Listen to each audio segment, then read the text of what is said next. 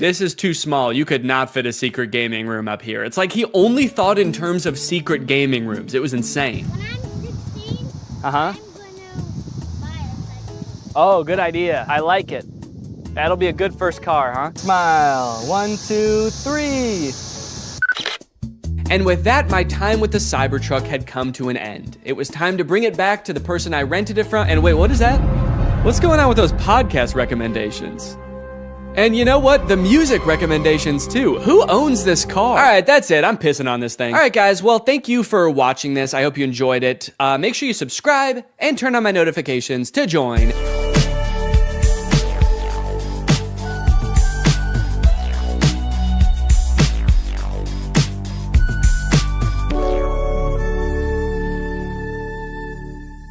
The story of a Willy Wonka experience gone wrong in Glasgow, Scotland has taken the internet by storm, and I love it. I don't think I've ever in all my life seen such an impressive and inspiring dumpster fire of an event. It is just, mwah. It is just perfect. This event, which was supposed to give kids the chance to experience Willy Wonka's chocolate factory, was so bad, it prompted parents to call the police to get justice for the horrors they had witnessed. Police were called to an immersive Willy Wonka experience after families showed up to an empty warehouse. The event reportedly charged $40 per entry, that's per person by the way, advertised with AI art and said it would be a journey filled with wondrous creations and enchanting surprises at every turn. And oh, what enchanting surprises they found. Kids were all dressed up and crying, waiting for what they thought was going to be a magical experience. Yeah, that's the surprise. No magic here, just sadness. The surprise was them crying. If they called the police, that's how you know it was bad. Because they didn't even do that in the actual Charlie and the Chocolate Factory, and kids were dying in that movie. And honestly, it does look like it was terrifying. Take a look at some of the images of the abandoned warehouse that parents had to spend $40 to gain access to. Okay, here we have some sort of chocolate fountain with murky brown water floating in it. We have one bouncy castle that can fit like 3 kids. Giant empty space filled with table and chairs. You're probably thinking there must be something pretty good to eat here with all these table and chairs. Probably some pretty tasty chocolate, right? No, there was no chocolate at this event. These photos look like a crime scene, dude. These look like Willy Wonka had to flee the country after the FDA found fentanyl in his chocolate. So he has to post up in an abandoned factory to keep the business going while the feds are after him. You got this lovely scene. I think that the size of the warehouse really screwed them over, honestly. If it was a smaller room, it wouldn't look so empty. There would still be nothing to do there, but it wouldn't look so sad. In a way, seeing this photography light in front of this like $2 Candyland backdrop makes me feel kind of sad for the people who put on this event. Like, oh, you really thought people were gonna want to take pictures in front of this shit. Of course not. No. If 2 parents brought 2 kids to this event, it would cost $160, and you're getting this. I think I get why they called the police, honestly, dude. If I was promised some kind of fun Willy Wonka experience for the kids and then showed up to this foggy warehouse, I would think I was about to be murdered in some kind of Willy Wonka-themed Saw movie. And if that's not enough, wait until you see the nightmarish characters they had running around this place. So this is one of the most famous pictures to come out of the whole ordeal. This is an Oompa Loompa, obviously. A lot of people are focusing on the facial expression she's making in this picture. She looks exasperated. And honestly, I don't blame her. This has to be like the worst acting gig she's ever had. As far as I know, this actor wasn't putting on the event. She was just hired to be there. She's probably dealing with crying children, pissed off parents. Also, I'm pretty sure canonically the Oompa Loompas are enslaved by Willy Wonka, so the facial expression makes sense in that context too. What I'm actually more concerned with is everything else going on in this photo. Why is there so much smoke? I'm not super familiar with the process of making chocolate, but I'm 100% sure there should not be that much smoke happening. No wonder she's making that face, dude. She's high as hell. And I love all the mismatched chemistry gear she's got strewn about the table. Beakers, vials, this mysterious elixir locked up in a little glass box. A quill? Oompa Loompas take notes like wizards from the 1300s? I didn't know that. All right, now the other 2 characters that were at this thing, I gotta introduce you to at the same time because they're both in the same video clip. So let me introduce you to Willy Wonka and the Unknown. What is that? It's the unknown. Man, Man, what the hell? Dude, fuck everything else. I would call the police based off of that. Who is that demon? Surprising twists and turns was right in the advertisement. I would not expect to take my kids to a Willy Wonka experience and have them be accosted by a shadow figure. I can tell you that right now. It's terrifying that Willy Wonka says, "What is that?" when he sees it. What is that? Like, dude, this is your chocolate factory. You don't even know what that is? We are so fucked. Here's a different clip of some other kids experiencing the unknown. As the soup flavor seeds, full of scary face. Oh my God. Scare the great unknown. Wonderful. I love oh, fantastic. What is that? Yeah, that's the correct reaction to seeing the unknown. What is that? Wonka says it, this kid says it, I'm saying it. Also, I love that baby's reaction. That was like a primal instinct to make that sound. Humans have evolved for millions of years to make that sound when they see the unknown. According to some reports that I've read from the event, the unknown is supposed to be an evil chocolate maker who hides in the walls and scares little children. Is he a part of the actual Wonka story? No. Was it advertised that there would be a child-scaring monster at this event? No. But speaking of the advertising for the event, one of the most insane parts of this whole story is that this company that made this event, House of Illuminati, apparently used exclusively AI-generated images to advertise this event. Surprisingly, the website is still up, so you can go and check it out for yourself. Welcome to Willy's Chocolate Experience. Dive into the whimsical of Willy's Chocolate Experience! Exclamation point, comma. So you've got images like this, which at first look like some kind of fun candy land, but then the closer you look, it doesn't really make any sense. Like, what the fuck is this thing? Is that supposed to be a bunny? Who the hell is that? I don't like the looks of these things. But then you get images like this advertising the Twilight Tunnel, which are so clearly AI generated, it makes you wonder if the whole event was being run by an AI. Because how could a human not notice that there are so many typos in all of these images? You got dim tight, depractions, ungurrival, featuring dodjection and swide. Then you've got ensuring entertainment, which of course includes catgagatting, carchy tons, and a passidice of sweet teats. And on top of the website being seemingly designed by AI, apparently all of the actors' lines were too, which we know thanks to this video posted by the actor who played Willy Wonka. I'm going to be poking a little bit of fun at the event, but I wanted to say before I start that I feel for anyone who bought tickets to this, people who are expecting a magical chocolate experience. People who are unfortunately captured by the unknown, we hope you are found soon. So the first red flag for me was when I was cast as Willy Wonka. Anyone who looks at me and thinks Willy Wonka and not Oompa Loompa is out of their mind. I give off major Oompa Loompa energy. I got cast as the part on the Thursday, and was told that I needed to learn the script for the Friday. So I said, no problem, send it over. The script was 15 pages, monologue, pretty much, of AI-generated gibberish. You know what I'm kind of curious about? If the script was AI-generated, where did the unknown come from? Did the event organizers just ask ChatGPT to generate a script about Willy Wonka's chocolate factory and it just threw that shit in? Cause that's terrifying. ChatGPT was like, planning an event for kids, huh? I know just the thing to add. Don't worry, I'm great with kids. So I'll give you one of the lines from the script. I'm not going to do the Willy Wonka voice because I think I've embarrassed myself enough. But one of my favourite lines was, there is a man who lives here. His name is not known. So we call him the unknown. The unknown is an evil chocolate maker who lives in the walls.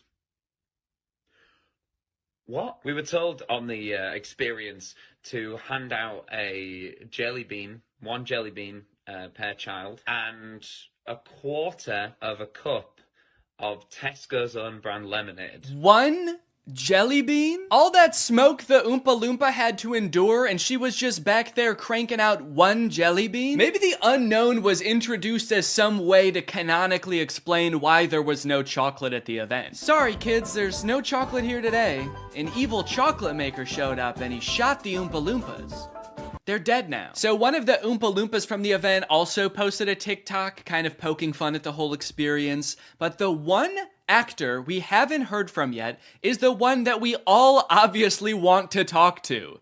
The unknown. Unknown, we need to know your story. What was your inspiration for your performance? How did you get into character? The unknown must have had the worst time of any of the actors because, like, you got hired to do a performance of Willy Wonka and you got cast as a character that's not in Willy Wonka, just like an evil spirit that lives in mirrors. And then your job for an entire day is to scare and confuse unsuspecting children who have no clue what they're in for. Every time a kid came around that corner, you just know the unknown was like, God damn it, I gotta traumatize another kid. The Oompa Loompa from the famous photo ended up doing an interview with Vulture where she describes the moment that children saw her for the first time, and it is very sad. Tell me about the moment as the kids started coming in. Did you see the innocence leave their eyes? They were quite upset. I think they were confused, but it was more the parents. I just looked at them, and I think they must have known when they looked at me. An older couple said to me, I really, really hope you get paid well for this. This sounds like she's describing people witnessing the wreckage of a tsunami or something. It's crazy. Each individual person that laid eyes on her had to take a second to mourn. When you say walkthrough, how long are we talking here to walk through this event? I'm telling you, this would have taken about 2 minutes. I've never experienced anything like this in my life. Dude, honestly, that's kind of smart because like 2 minutes isn't even long enough to process like the first stages of grief. You're getting these people in and out before they can even realize they got scammed, you know? They don't even know what the fuck just happened. After the police were called, people started getting refunded, the story blew up. The director of the company who put on this event did eventually apologize. I'm really shocked that the event had fallen short of the expectations of people on paper. Yeah, dude, on paper the event was awesome. No chocolate, abandoned warehouse, smoky Oompa, just like the movie. There was every intention to hold the event from the pictures. Despite not being the best light, hopefully you'll be able to see that there was every intention to hold the event. No, we know you were planning on holding the event. That's kind of the problem. I think a lot of people wish you didn't. Unfortunately, there were unforeseen circumstances and the event didn't come to light. He's like, we were not expecting that evil chocolate maker to show up. The unknown ruined the event. These issues were technological in nature. We had ordered a holographic paper that didn't arrive on time. The holographic technology in itself is absolutely fabulous technology, and unfortunately, there was a delay in postage. Holographic paper? No, I don't think that was the problem with the event, actually. The lack of holographic paper. Look, I don't know what holographic paper is, but based on his reliance on ChatGPT and Midjourney, I do not trust his opinion of absolutely fabulous technology. So I'm just gonna go ahead and assume the holographic paper would not have helped. Well, gang, this is surely an event that will go down in the history books. I hope you enjoyed this video. If you're new here and you're not subscribed yet, make sure you subscribe and turn on my notifications to join Greg. I'll see you guys next time. Bye-bye.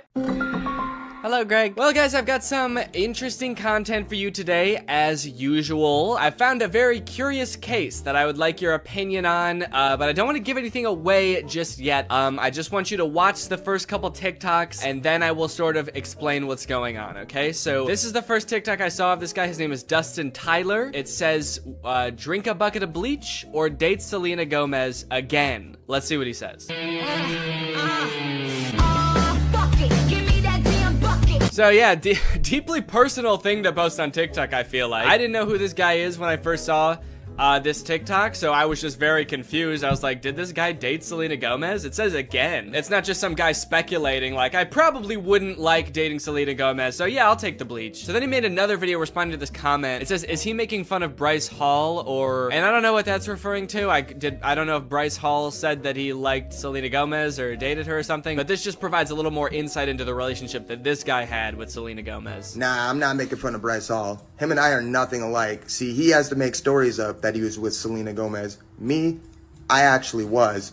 And then I friend zoned her, and then I broke her little heart. Again, a very mean tone to the video, condescending to this person who is just genuinely asking a question, but gives a lot of insight into his alleged relationship with Selena Gomez. And then I friend zoned her, and then I broke her little heart. I am curious about the details of the story, though, because just the order of events is kind of weird to me, the way he laid it out. He says, I was with Selena Gomez, and then I friend-zoned her, and then I broke her little heart. He says that things happened in that order. Usually, You don't start dating someone and then friend zone them. Usually when guys talk about getting friend zoned, it's like they're talking to this girl and then she reveals that she sees them as more like friends. This guy's saying we were dating. They could have been dating for like 3 years, and then he turns to her and he's like, you know, I really see you like a sister. The best sister I ever had. So he says he dated her and then friend zoned her and then broke her heart. So he like friend zoned her, broke things off with her, and then he broke her heart. What did he do? I dated her, I friend zoned her, and then I killed her hamster. Just straight up stepped on it. This was years later, by the way. Anyway, by now you're probably wondering, who the hell is this guy? Is this Justin Bieber? Because I know they dated. That's what I thought at first. I thought, is this what Justin Bieber looks like now? But no, this guy's name is Dustin Tyler. And I scrolled through his page to try to figure out who this guy is, and here's what I came up with. It's coming soon, but just like Oklahoma, mine is coming sooner. I'm just a late bloomer. Okay, so I didn't know who this guy was at first, but luckily there's a logo in the corner that says Victorious. Apparently this guy was a character on Victorious. At first I did think this was Andy Samberg from 2006, but he was a character, let's see, Victorious puppet guy. He was this guy. Robbie Shapiro is one of Tori's friends at Hollywood Arts, and he's got a few videos where he does sort of a glow up. He's like, this is what I used to look like back when I was on Victorious, and this is what I look like now. Don't I look so different? And then I was like, okay, this makes sense now. So this guy used to be on like an old Nickelodeon show, and so he was probably in with the Nick kids and the Disney kids, and so that's how he knew Selena Gomez, and that's how they dated, right? It all makes sense. However, after reading the comments on these TikToks, I came to discover that this guy, this man, is not the guy from Victorious. These are two different people. He's just straight up lying about everything. He's not that guy. He didn't date Selena Gomez. His page is full of lies. And to be honest, he's not lying very well, mind you, because the actual guy from Victorious, his name is Matt Bennett. And he has a TikTok account, and if you wanted to pretend to be him, you could at least make your name on TikTok Matt Bennett. I think that would make people believe you a lot more if you really wanted to trick people. But he didn't. He just he just kept his real name. Dustin Tyler. That's me. Please don't Google my name. So this dude's whole thing, apparently, is just like making shit up on TikTok and then hoping it goes viral because people are kind of like, whoa, you used to be the guy from Victorious? Or whoa, you used to date Selena Gomez? And now you'd rather kill yourself than date her again? That's crazy. It's also funny now that he says that he friend zoned Selena Gomez, because that would imply that like they are now friends, you know? And this is a pretty fucked up thing to say about your friend. Date Selena Gomez again, dude? Oh, that's disgusting, dude. That fucking, I hate that girl. I hate her. I would not touch her with a 10-foot pole. She's crazy. And she's my best friend. But again, it turns out that he did not friend zone her at all. Maybe he stranger zoned her. He friend zoned her so hard that they don't even know each other. And never did. This is kind of interesting to me because this is sort of playing off an existing trend on TikTok where people will post like that they have some sort of past or current relationship with a celebrity, like my uncle is Tom Cruise, or like my grandma is Sandra Bullock. And like TikToks like these will go viral because people are just like weirdly obsessed with stuff like that. The comments are always like, holy shit, I didn't know Tom Cruise had a family. I'm not really sure why people are so surprised about it. I understand just being like, yeah, I never really thought about like what Tom Cruise's cousin would be like before. But then again, why would you? You know? Like I can't imagine why you'd ever be in like a Mission Impossible movie wondering like, I wonder who the guy who plays this character's cousin is. What's that guy like? What's he up to? So I guess it's just surprising to like see him.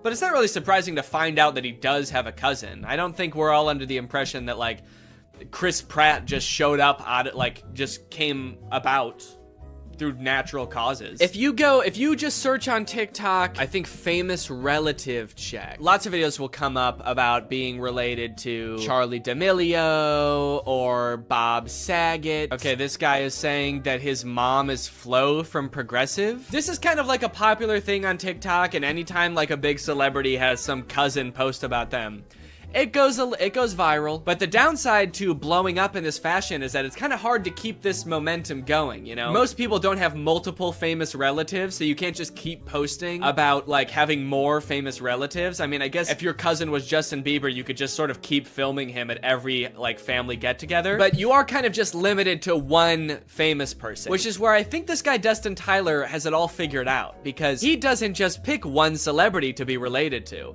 He'll lie about being related to anybody in a multitude of ways. Have somebody waiting on you.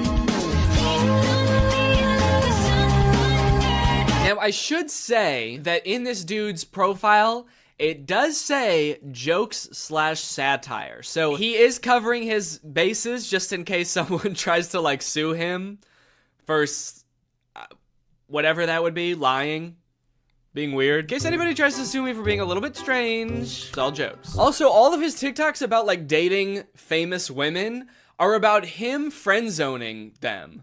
Or like him like dating them and being like, yeah, I dated like the most famous woman in the world. It was trash. Low-key, I'm a little bit out of her league. I mean, look at me, dude. I've got tattoos, and I live in a hallway. And he kind of tries to disguise it as sort of like self-deprecating, like, oh, what an idiot I am. I dated the most famous pop star in the world, and I was too good for her, and I broke her heart, ripped it to smithereens, and now I kind of regret it. Dope, I'm so stupid. Oopsie. If this is all of his content, then like his whole friend group must just be famous pop stars, right? If he's friend zoning all of these girls and they're just his friends now. Maybe this is the only way he knows how to make friends. Put your back into it, tell us why, show us how. Look at where you came from, look at you now. The caption for that one is, this is what I looked like when I friend-zoned Ariana Grande. Okay, that one's not even trying to disguise it as like a self-deprecating joke. That one's just like, look at how ugly I was when I friend-zoned a literal pop music icon.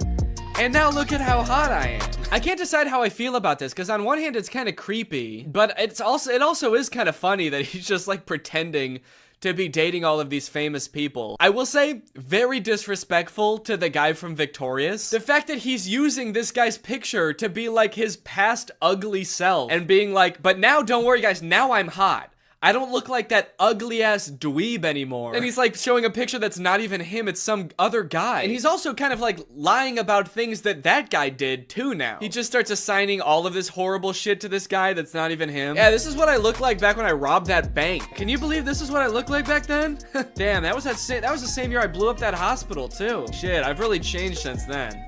My name is Matt Bennett, by the way, and I did all those things. People just walk away from those videos being like, wow, that guy who played that kid in Victorious is kind of an asshole. Also, one of the weirdest things about this is he also posts all of these TikToks on Instagram, and he's verified on Instagram, which seems very weird because literally all he does is pretend to be other people, and somehow that gets him verified. But he does, in fairness, also say jokes and satire in his Instagram description. So when Instagram verified him, what they're saying is, don't worry guys, this really is the guy who pretends to be the guy from Victorious. If you're wondering if this guy really is who he says he is really the guy that pretends to date Selena Gomez. They do get a little bit creepier though. This one is like that sound that's like, back in the day, me and you, baby, we used to have fun. And it says, my mind when I bump into Ariana Grande when she's with her husband with like a emoji. Imagine this guy that Ariana Grande's never met before bumping into her in public with her husband. Remember me?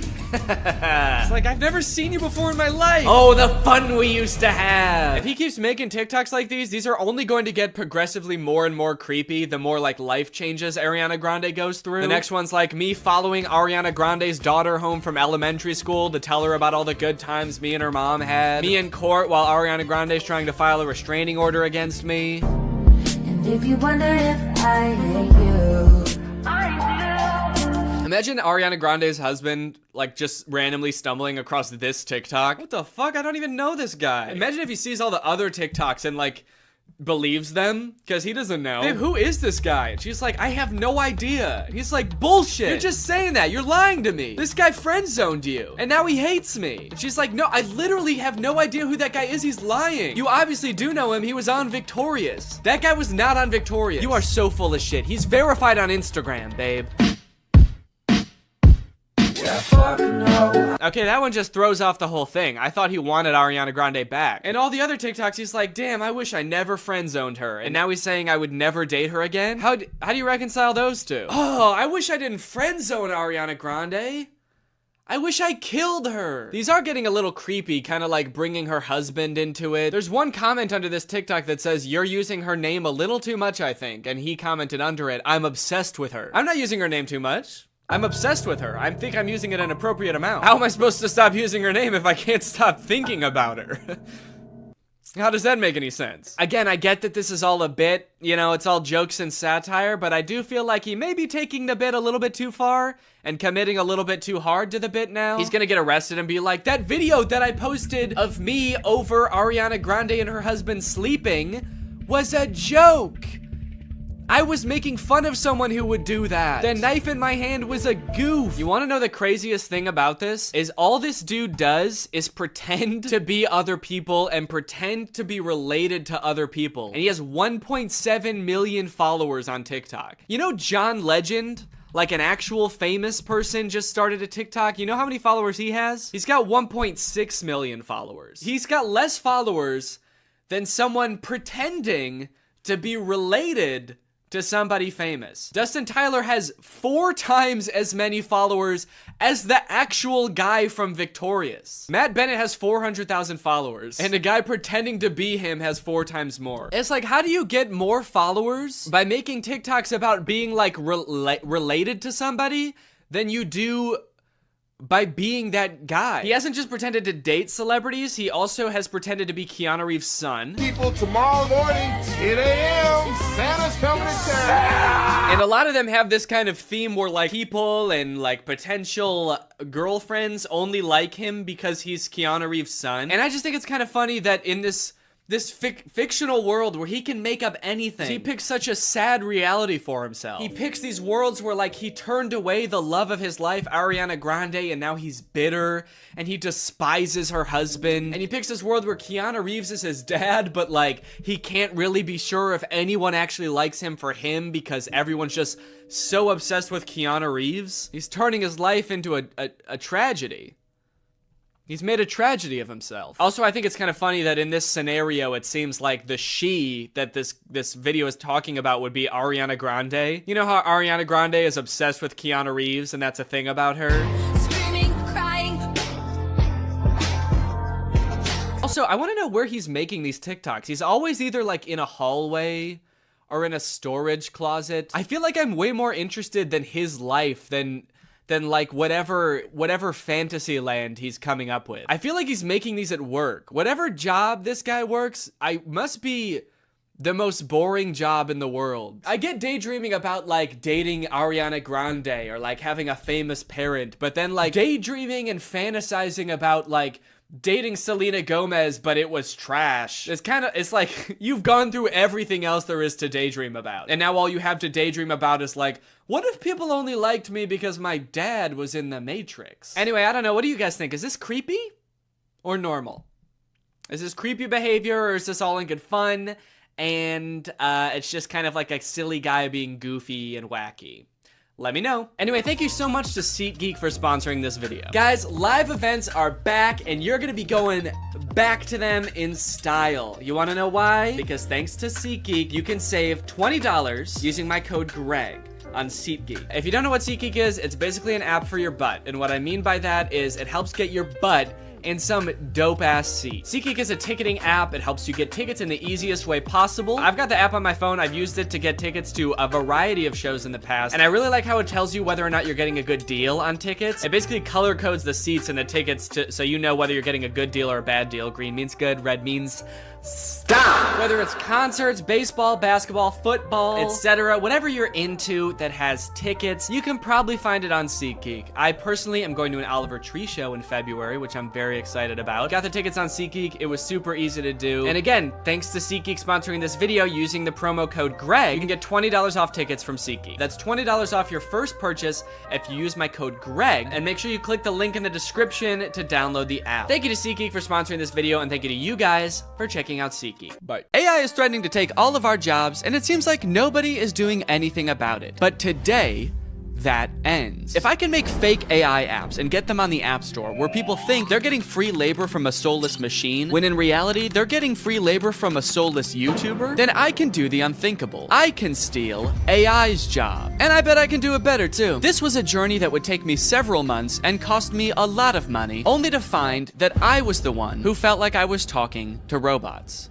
The two apps I want to create are both parodies of the most popular types of AI apps. You've got chat apps like ChatGPT. You ask it a question, it gives you an answer. Where did it come up with this answer? Is this answer true?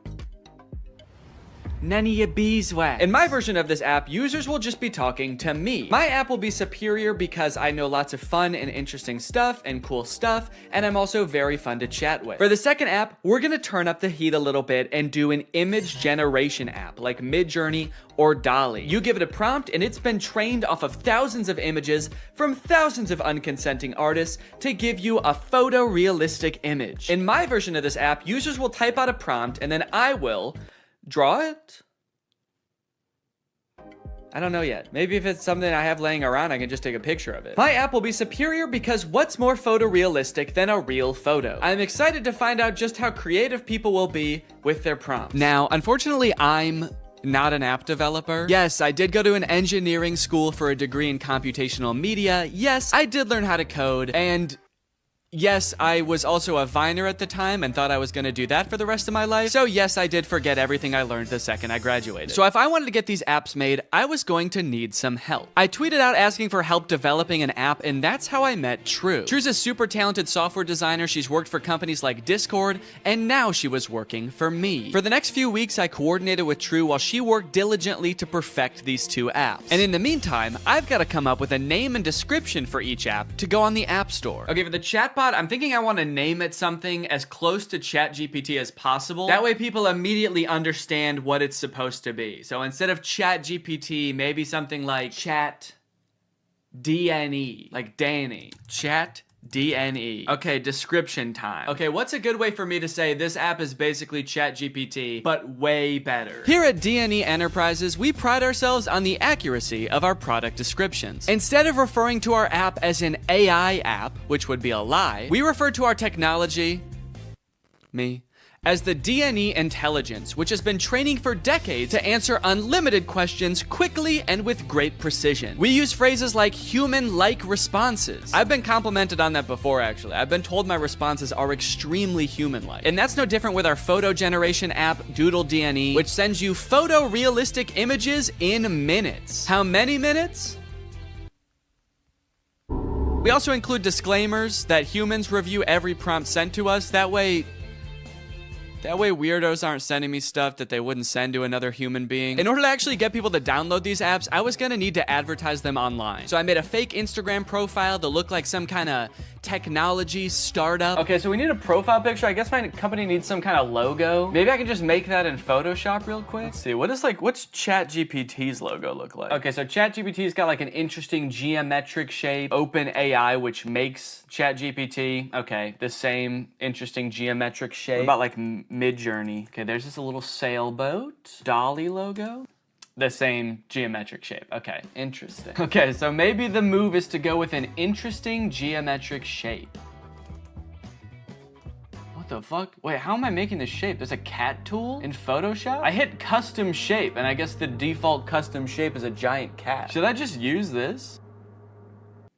Let's go. Dude, that actually, okay, that looks sick. Now I've created a series of screenshots from the chat app that I'm gonna post on here, and then I'm gonna promote them to try to reach as many people as possible. Help me ask my crush out, to which ChatDNE responds, for sure. Maybe try something like this. I'd love to take you out to dinner sometime this weekend. I have connections at Nobu and can get us in. My treat. I can also help you get in touch with management at Nobu if you want, let me know. Can you get me in touch with the Jonas Brothers? Sure. After doing some digging, I found their manager's email address. What would you like to ask them? And then this one where a user is asking ChatDNE to design a website for them and giving it feedback on the website. All in all, I want ChatDNE to come across as like such a state-of-the-art intelligence that can do stuff no other apps can do. Almost comically intelligent. The apps are done. The apps are done, dude. True has just finished coding the apps. They work like a charm, and it only took not too long. Now that ChatD&E was on the App Store and the ads were running, it was only a matter of time before my first user downloaded the app. Dude, somebody just downloaded the app. I was just sitting around on my computer. I wasn't expecting it to happen so quick. I had to set up to film real quick so I can answer them. All right, I'm ready. It's time to go robo-mo. Okay. So it looks like they saw my ad where I advertised being able to get you in touch with the Jonas Brothers, and they want me to get them in touch with the Jonas Brothers. I was hoping for something a little more creative, but I do also understand seeing that ad and wanting to try it for yourself, so I responded. Hello there. I can absolutely help you get in touch with the Joe Bros. What method of communication would you like me to assist with? Calling, email, address, send. I guess they weren't expecting me to be so eager to help them with such a creepy task because they didn't respond for 40 minutes. And when they did, they had chosen the worst of the 3 options. All 3? Dude, they're really trying to make my life hard, man. Now, I didn't want to dox the Jonas Brothers and send this sicko to their front door looking to meet them. So I spent a few minutes looking online to see if there was any publicly available information I could give this person. And to my surprise, there was. They have a phone number in their Instagram bio. They have a publicly available manager's email address. And for the address, I didn't know what to do, so I just gave them the address of their next show on tour. Now, selfishly, I am a little curious what they're gonna do with this information, so I kind of want to ask them, but maybe I can do it in a sneaky way. Would you like me to reach out to them on your behalf? I can pretend to be your manager using an AI-generated voice. So if they say yes, then I can find out what they actually want from the Jonas Brothers. Give me an example of what you would say with your AI-generated voice. Okay.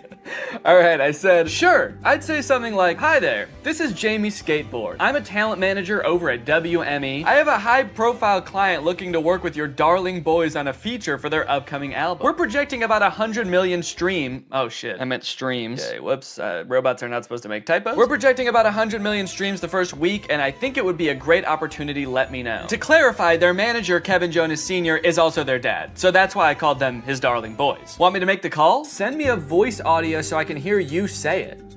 This one stumped me for a little bit. It seemed like I was at a dead end. The app does not have audio capabilities, and I don't know how to make an AI voice like that. But then I realized I could just record myself doing a silly voice and then upload it to Google Drive and send them the link. So that's what I did. Hello there. This is Jamie Skateboard. I'm a talent manager over at WME. So I think it would be a great opportunity. Let me know.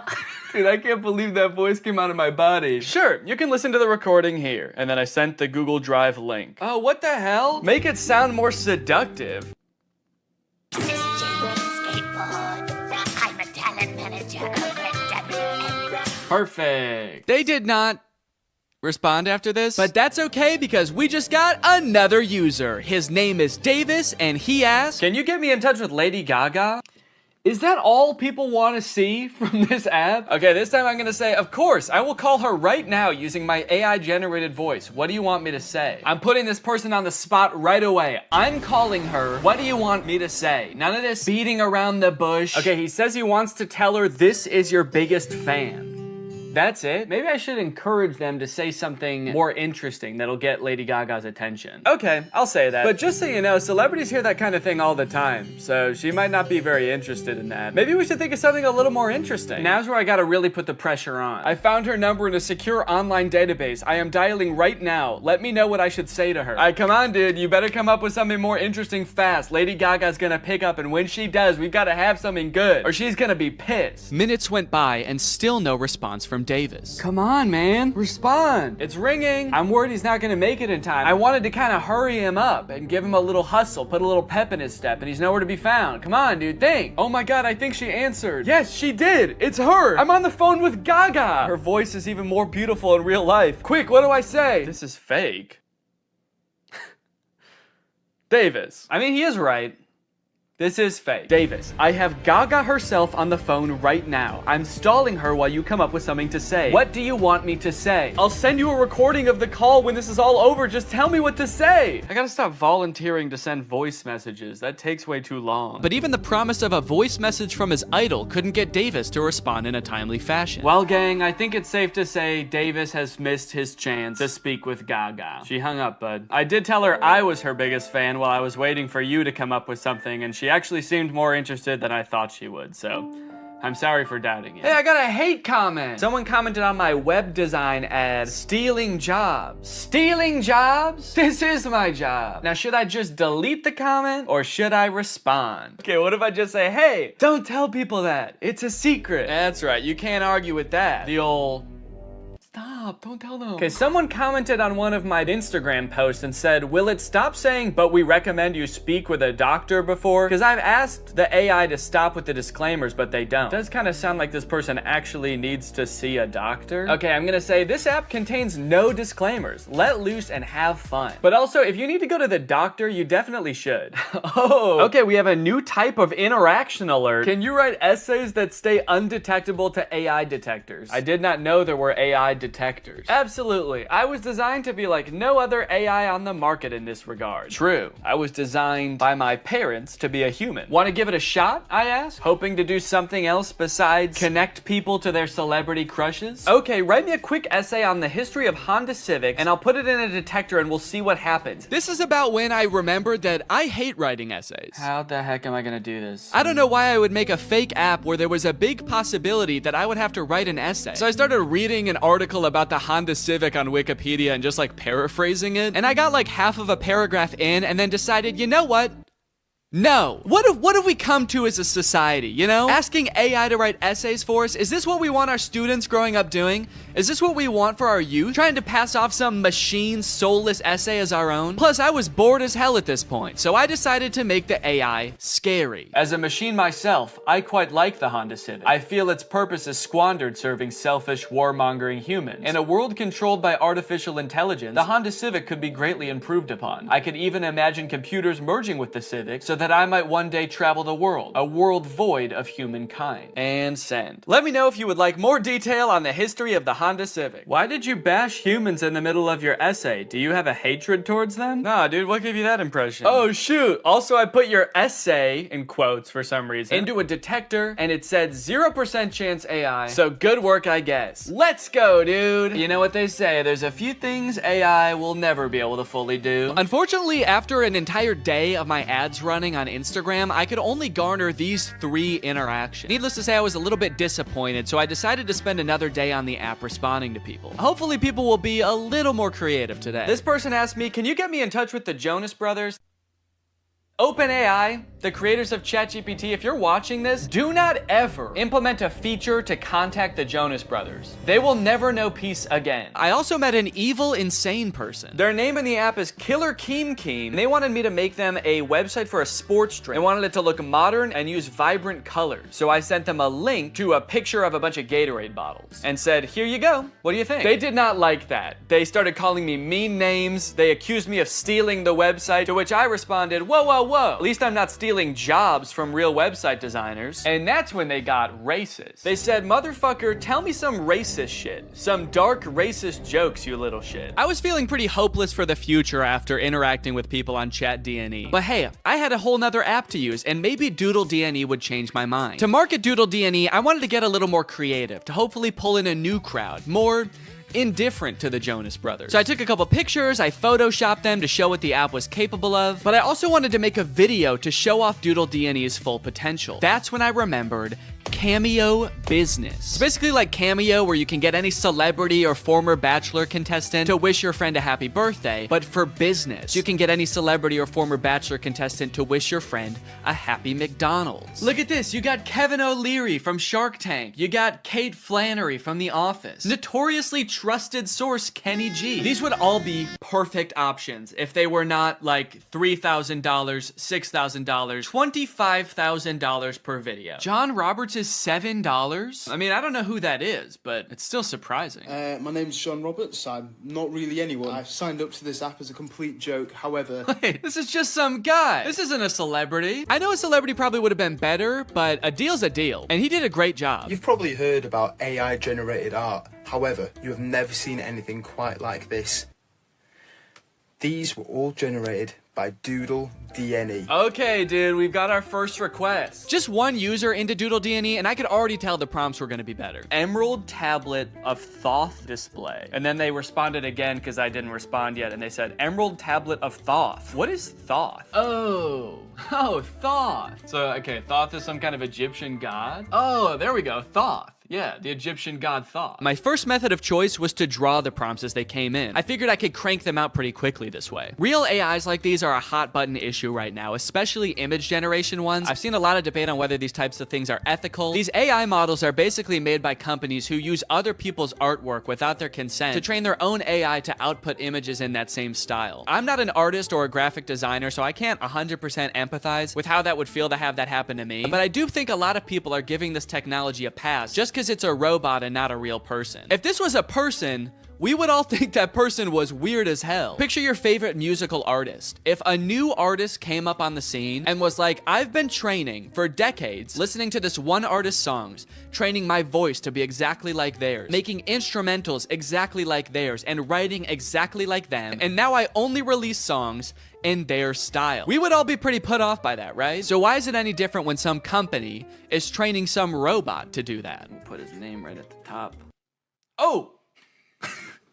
Oh shit. You know what they say? AI is pretty bad at text. That's the thing I've seen in like AI image generators. It can be pretty bad at text, so it honestly makes sense that it would say Thuth. Here you go. One emerald tablet of... And I'm gonna...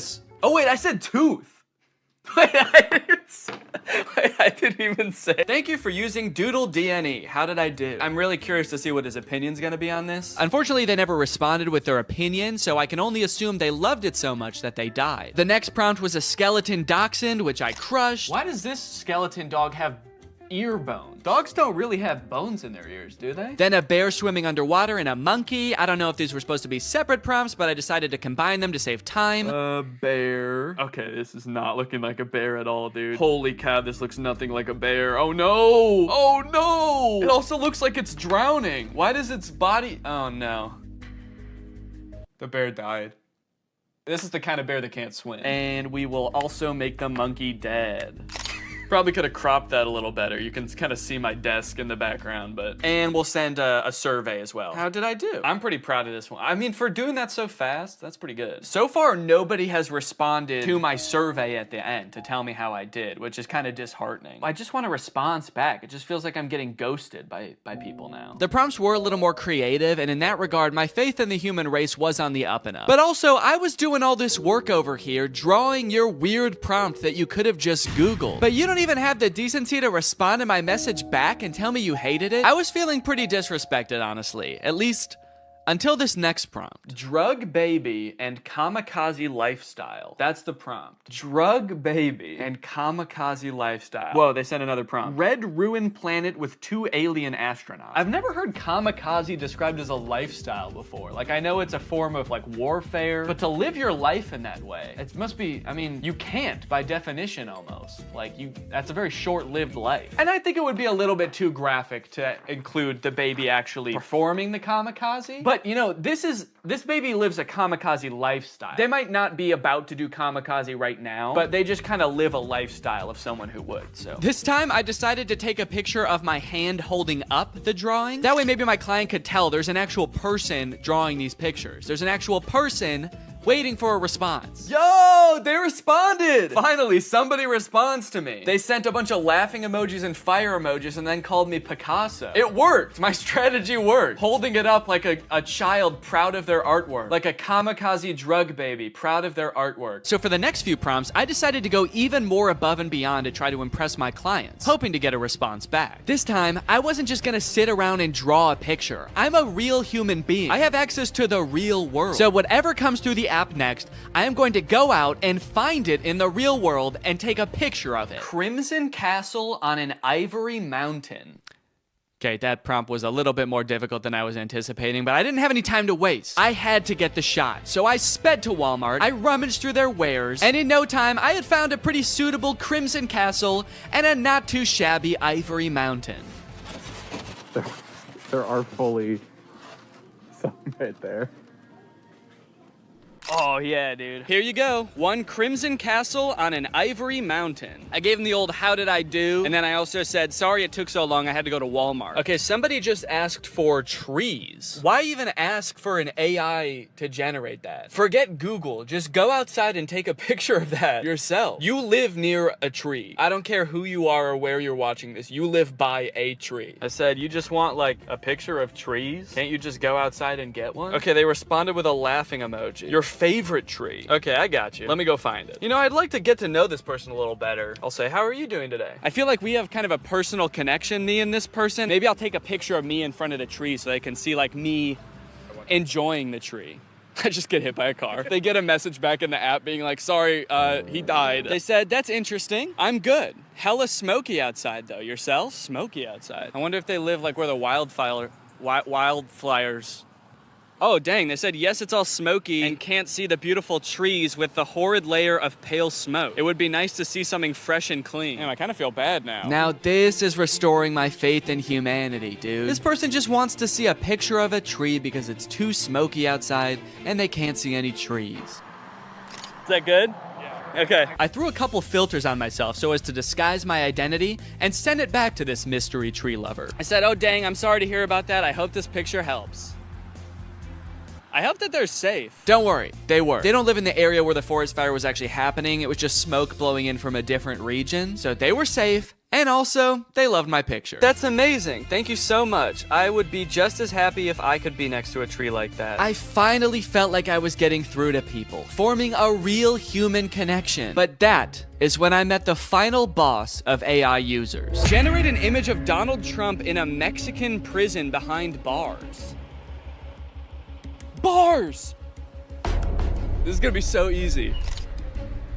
Donald Trump in there. I said, sorry you can't see him, it's so dark in there, but he's in there. That's horrible, it's not even a prison cell and you can't see Donald Trump. Yeah, cause it's dark in there. This person not only had the strangest prompts, but they had no issues really letting me have it when they didn't like my picture. Oh, I guess you actually can kind of see in there. Yeah, there's definitely no Donald Trump in there. Then they asked me again to generate an image of skinny Donald Trump. I said, okay, my bad, I'm on it. What kind of style would you like this in? Surrealist? I hope they want it in surrealist, dude. That'll make it way easier. Oh, crap, dude. They wanted in realism. They weren't gonna let me take the easy way out. Drawing was out of the question. I decided to stall them by asking how their day was going, and then I began creating my magnum opus, a skinny legend Donald Trump. It was beautiful. Oh yeah, dude. That is skinny legend Donald Trump right there. Holy cow. Well, they haven't responded with how their day's going yet. I kind of don't want to send them the picture. If you're not even gonna have the courtesy to respond to me, maybe I'll say that. I said, okay, I'm done with the pic, but I kind of don't want to send it to you now because you won't even answer a simple courtesy question. So let's see what they have to say about that. Please answer in the style of realism. I waited for a response, but after 30 minutes, Donald Trump guy was nowhere to be found. I guess the prospect of having to be nice to me one time was just too much for him. Oh, dude, they responded. They said, I gotta take care of myself first. My sister here saw a young girl get attacked by a crocodile. Are you sure? Yeah, no, good call. No need to give any credence to the girl who literally saw them get eaten by an alligator. Yeah, she was probably just making it up. She probably just wanted attention. She's like curled up in a corner, traumatized somewhere, and they're just like, stop lying! There's no such thing as alligators, you idiot! You killed them, didn't you? During this scene, there's a mysterious man just kind of lurking on the sidelines of the investigation. He's not part of the police. He's just there. And he's mysterious, but it seems like he might have a hunch. And then suddenly, the police pull a leg out of the water. We assumed so. You're a police officer, and you pulled up with like 15 other police officers. I know what it looks like, but no strip club tonight, Jack. Yeah, I know. People are dying. I'm here on official business. Unless... No, dude, we have to catch this crocodile before it kills again. Right. Yes, exactly. But what if it's at the strip club? Yo! So the girl that Theo was flirting with at the bar is having a funeral for her cousin. And since everyone thinks it was Jack's crocodile that ate the cousin, they are not very happy when he shows up. He's asking, are you okay and what's wrong when everybody doesn't want to talk to him? Dude, somebody died. What's going on? Why is everyone so sad? Hey, where's your cousin? The ugly one. And why'd you even ask if you weren't gonna care what he said? He gave you the worst answer you could possibly hear while your kids are in the water and you were still like, yeah, I don't care. But look, we know from earlier that sure, this movie is violent, but they would never actually show a child getting murdered by a crocodile. No! basically just the really dumb, slow ones. One thing that really surprised me about this movie is how overwhelmingly positive all of the comments on YouTube are. This movie is super boring, the acting is really bad, there are long periods of seemingly pointless plot development, and yet the YouTube comments seem to love it. But they are pretty much exclusively all about how pretty the scenery in Thailand is, and not about the movie or the plot at all. So I guess that makes sense. Great movie, well filmed, nice locations, beautiful filming. Never thought Thailand was so perfect a paradise. Thanks so much. Yeah, well, it's not that perfect if people keep getting eaten by alligators, is it? Great movie with beautiful scenery. Thanks. Do these people think that the director invented Thailand? Because he didn't. It's been around for a while and you can go there. So they find the croc and they kill it. It's honestly pretty unsatisfying. I don't know what I was expecting, for them to like pull off the mask of the alligator and it was the tax investigator all along. But I was hoping for some kind of closure as to like why this happened, outside of two fishermen woke him up with a bomb. The ending of this movie is very somber. They're all just kind of traumatized on their little boat until Jack's sister asks Croc if the crocodile ate his leg. I forgot to mention, Croc only has one leg. I don't know if you've noticed that. And so you just assume, oh, he must be hunting the croc because the croc ate his leg. And Croc says, good, good. I was hoping this movie would end like an episode of The Big Bang Theory. Well, guys, thanks for watching this video. I hope you liked it. If you're new here, make sure you subscribe and turn on my notifications to join Greg. I'll see you guys next time. Bye-bye. What's going on with hypnotism? On one hand, I've heard it's real, and I've seen some incredible videos of people like forgetting their own names under hypnosis. What's your name? But on the other hand, if it is real, I feel like we're all very nonchalant about that fact. Like, there are just people out there that can take over your mind for a little bit. How does that work? I especially want to know, what's it like to be the person getting hypnotized? Give me an interview with the person who just forgot their own name. What happened to you? Anyways, I'm gonna try to get hypnotized like 3 different ways to find out if hypnosis is real and what it feels like. Y'all wanna come? Good, because I actually already did the first one. I found this YouTube video called Can I Hypnotize You in 30 Seconds? And I thought that sounds quick to do. So I just did it right before I filmed this intro. Have you ever wondered, could I be hypnotized? Am I the sort of person that's susceptible to mind control? Well, it's not mind control, it's just thinking about things. And sometimes the things we think about are the things that happen. So if you want to try something, all you need to do is get your hands, put your hands together like this, and clasp them together like that. Now take your index fingers and put them parallel. And just focus your eyes on that gap between the two fingers. Just focus your eyes really strongly on the gap. And as you do that, imagine that the ends of your fingers are like magnets. And the magnets are getting stronger and stronger with every second. And the more that you imagine that the magnets are pulling your fingers together, the stronger they become until your fingers can get closer and closer. And if they are moving, if they're closing together, that's weird. I can show you how susceptible you are. If they're not moving, maybe that's because you're trying really hard to make it not. No, they're already together. Keep imagining that those magnets are pulling them together. They already are together. All right, well, I guess that worked. I guess I don't know, is that hypnotism? Is that what hypnotism is? It kind of just felt like my fingers just wanted to be together, like when you hold them like this, they naturally do that. Do they just naturally do that? No, I guess I can hold them like this just fine. Okay, well, dang, maybe I got hypnotized that quick. The second type of hypnosis is hypnotherapy. I always kind of just assumed hypnosis was fake until I talked to a family member who said they got hypnotized to stop smoking. But apparently there are hypnotherapists all over the place who are more than happy to hypnotize you for a wide variety of things, like addiction, phobias, throat lump issues. Bad karma won't go away. These are real ones from actual hypnotherapist websites. As for myself, I'm hoping to get hypnotized to cure my lifelong battle with my nails. I've bitten my nails as long as I can remember. I hate it. Laura hates it. I bite my nails so much I chip my tooth. So hopefully this guy can fix it, or at least replace it with like a healthier habit like smoking. I really want this to work, so I've intentionally like not looked up much about hypnotherapy, because my instincts tell me it's one of those things that you have to like fully buy into, and I don't want to read something that makes me doubt it. So the only thing I know right now is that I'm going to be paying $450 over 2 sessions to get hypnotized via Zoom.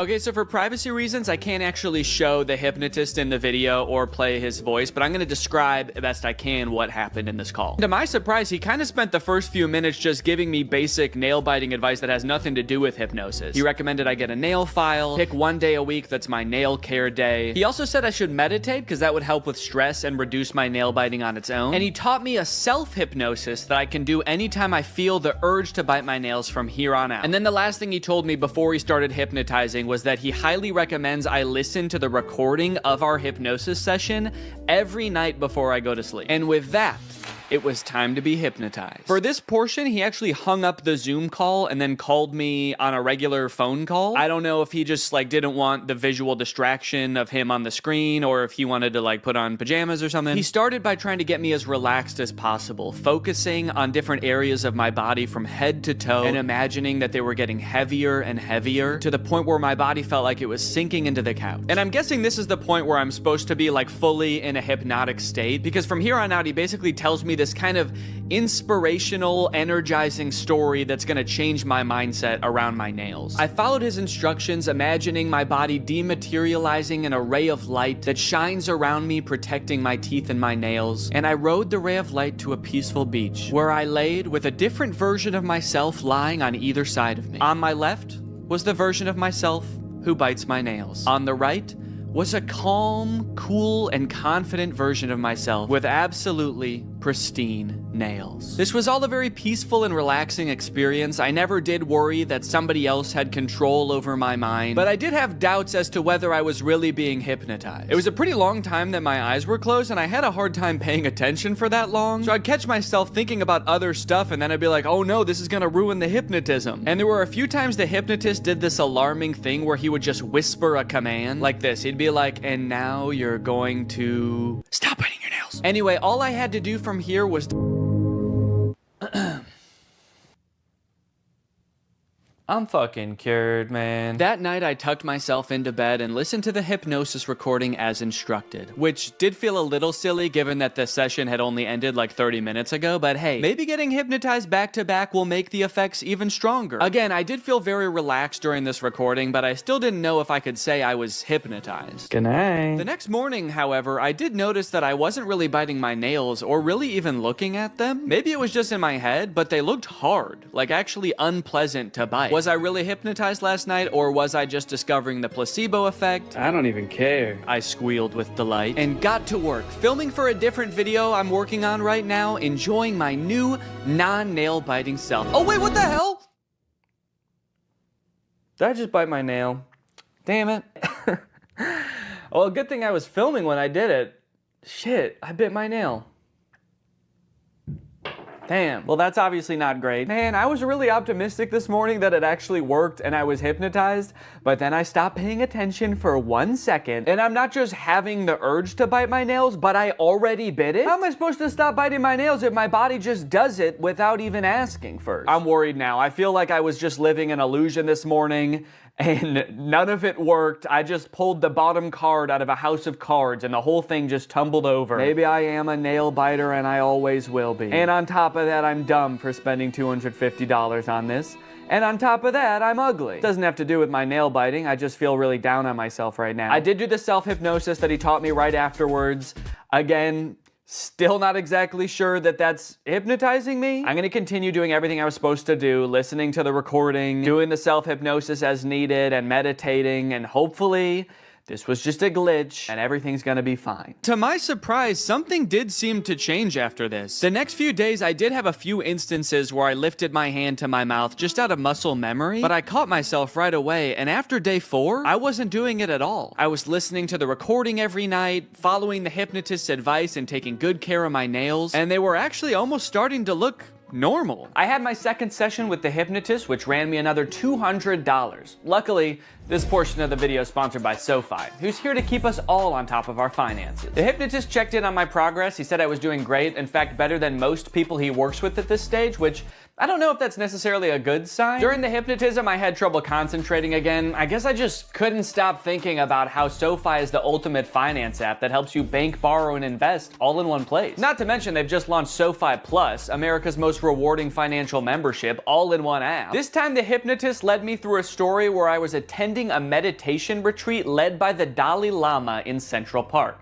That sounds expensive. I must have been using SoFi Plus. You see, you can unlock more than $1,000 in value with qualifying activities in banking, spending, investing, and more, with exclusive perks that help you over time. That includes unlimited access to SoFi's wealth financial planners who help you make a plan and stick to it. Plus, members with a new or existing SoFi checking and savings account also unlock up to 3.8% APY on bank savings balances. That means you're earning 9 times the average national rate on your savings. At that rate, you'll earn more interest in 7 weeks than you would in 1 year in a big bank savings account. That's why SoFi Plus isn't just smart, it's how you make good choices. So head on over to SoFi.com/Danny, scan this QR code, or click the link in the description to learn more about how you can get your money right with SoFi Plus. Thanks to SoFi for sponsoring this video, and thank you to you guys for checking out SoFi. After 7 days, I was doing so well, I decided I could stop meditating and listening to the recording every night. I mean, it kind of seemed like I was done biting my nails. Surely I didn't even need those anymore, right? You guys, it's been 30 days and I haven't bitten my nails once since that first time. Peekaboo! Kind of a crazy way to reveal my nails. Look, now just because I stopped biting my nails, does that 100% mean that I for sure got hypnotized? No, honestly, no, I don't think it does. Honestly, I think it's possible that I was hypnotized, but I'm leaning towards I don't think so. Honestly, I kind of feel like it was all the other advice on top of listening to that very inspirational, albeit non-hypnotizing recording every night that actually made the difference. At the end of the day, maybe I didn't need to get hypnotized to stop biting my nails. Maybe I had it in me all along, which is kind of inspirational and also makes me feel like shit in a way, because then it's like, why didn't I just do this earlier? Regardless, I am still open to the possibility that I was in fact hypnotized. I feel like if I can get hypnotized by the stage hypnotist, then I'll know for sure what being hypnotized feels like, and then I'll know for sure if I was hypnotized back then too. Hypnosis is a state of focus without much awareness of peripheral noise. You're concentrated on one thing and the world kind of slips away. This is stage hypnotist Chris Jones. He's been on America's Got Talent. He's performed all over the world for over a decade. So if anyone's going to be able to hypnotize me, it better be this guy. Also, the GoPro on my head died the second we started getting hypnotized, so don't get your hopes up for any shots from this camera. All right, fine, you can have this one, but that's it. Chris suggested that this would be a lot more fun with a group, so I got some friends together and we all sat down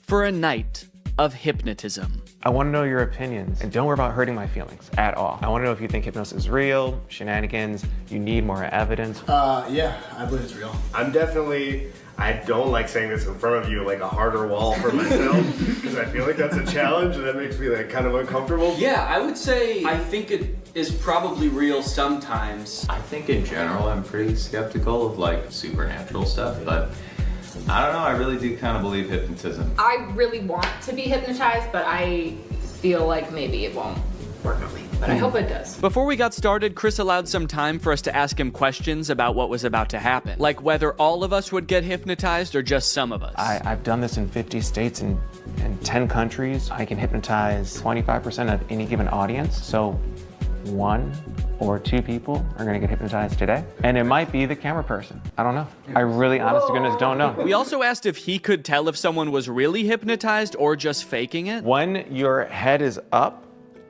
we can tell. People hypnotized look like they've had a few drinks, or they're gonna look like they've been riding a car with Scooby-Doo and Willie Nelson for a couple hours. They're gonna look real relaxed, okay? For a second I was like, so like they look like Scrappy? We also noted that Brian seemed to be the one who believed in hypnosis the most, and he was also maybe the most nervous about what was going to happen. Well, yeah. What are you gonna do to me? That's a good other question. Like, what are you gonna do to me if I get hypnotized? Honest to goodness, I don't know. I'm gonna put my hand over all of you and tell you who I think is most likely to get hypnotized. I'm pointing in the direction of the person who I think is most likely to get hypnotized. Now, you won't see the induction often on TV or podcasts or even movies, because this next part, if you watch it in its entirety, it could hypnotize people. So they're gonna cut it up a little bit so folks at home don't get hypnotized while driving a car. So you put your hands together for me like this, The induction lasted a few minutes, and just like the hypnotherapy, it seemed to involve getting us really relaxed. So there's different strategies getting someone hypnotized. I have you focus on my voice and your breathing. So take a gentle breath in. And it seemed to rely really heavily on using our imagination. Like he had us imagine that our fingers were pulling together with magnets. And you can whisper the words to yourself or out loud. The word is magnets. 1, 2, 3, magnets. And then I see who's the best candidate. The best personality, people have a great imagination. Imagine I put a 10-pound brick into that empty palm. So your palm just starts to get more heavy. And then I make them drop and sleep all the way down, every muscle and every nerve. Allow your eyes to open. Breath in, slowly, gently, 1, 2, and 3, eyes open. Yes, so we understand. You can see like a before and after. You see their faces getting a little bit of that drunky or like stony look to them. Brian, of course. Yeah, what's happening? What are you feeling? Tell us your wife, because you are a great candidate for hypnosis. I can totally tell. You are there. Danny's there as well. I just want you all to interact in a moment, but what are you feeling right now? I'm just hanging out with the crew. Is there anything that he could do or wouldn't do that'd be like, holy cannoli, this, my husband, my partner for life, is in a different headspace? Jeez. I don't know. I was hoping this wasn't going to happen. I wouldn't be put on the spot like this. I don't know. What would you not do?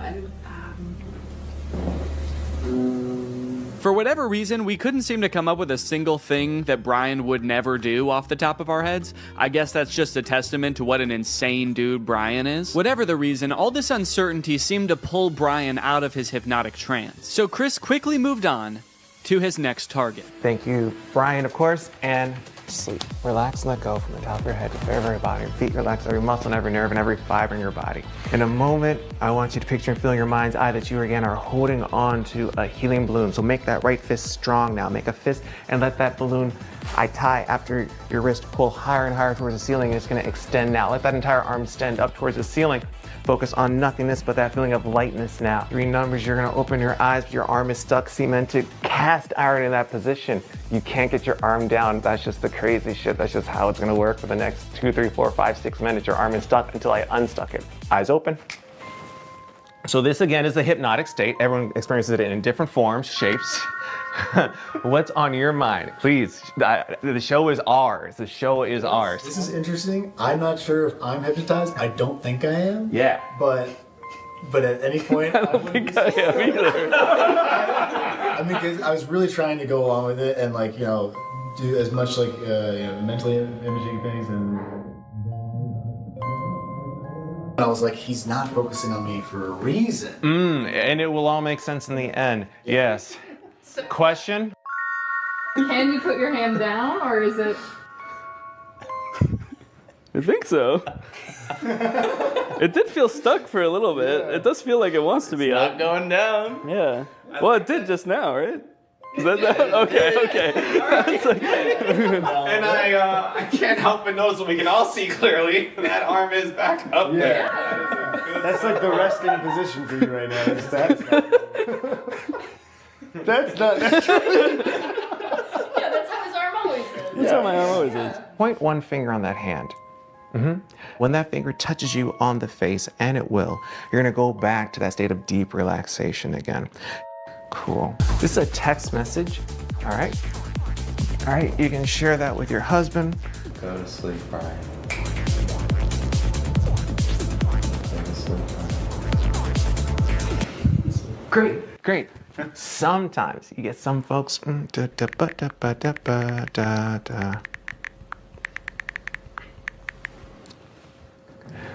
3, 2, 1. Danny, wide awake. Hey, your homeboy has a text for you. You can just read that. Go to sleep, Danny. I will go to sleep.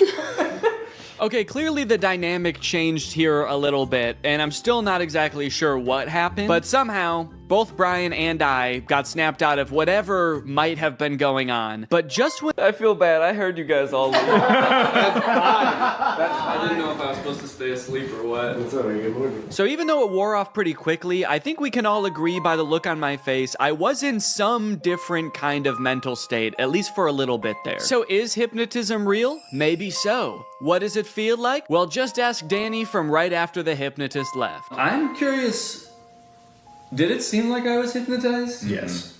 Okay. A little bit. Because I feel like I don't really think I was. Really? Naturally, what followed was about 20 minutes of the rest of the group trying to convince me that I was in fact hypnotized. Physically, I was shocked with how much you guys collapsed. You two did definitely have like a very glassy. It almost feels like I'm gaslighting you about you being hypnotized. Like for somebody to come up and be like, sleep, and then you collapse is like such a suggestible state that is not your own. Also, Am I just a little bitch that'll do anything anyone tells me? I can't believe it, but I genuinely didn't realize I was hypnotized until the next day when I watched the footage and realized how out of it I was. Okay, wait. Okay.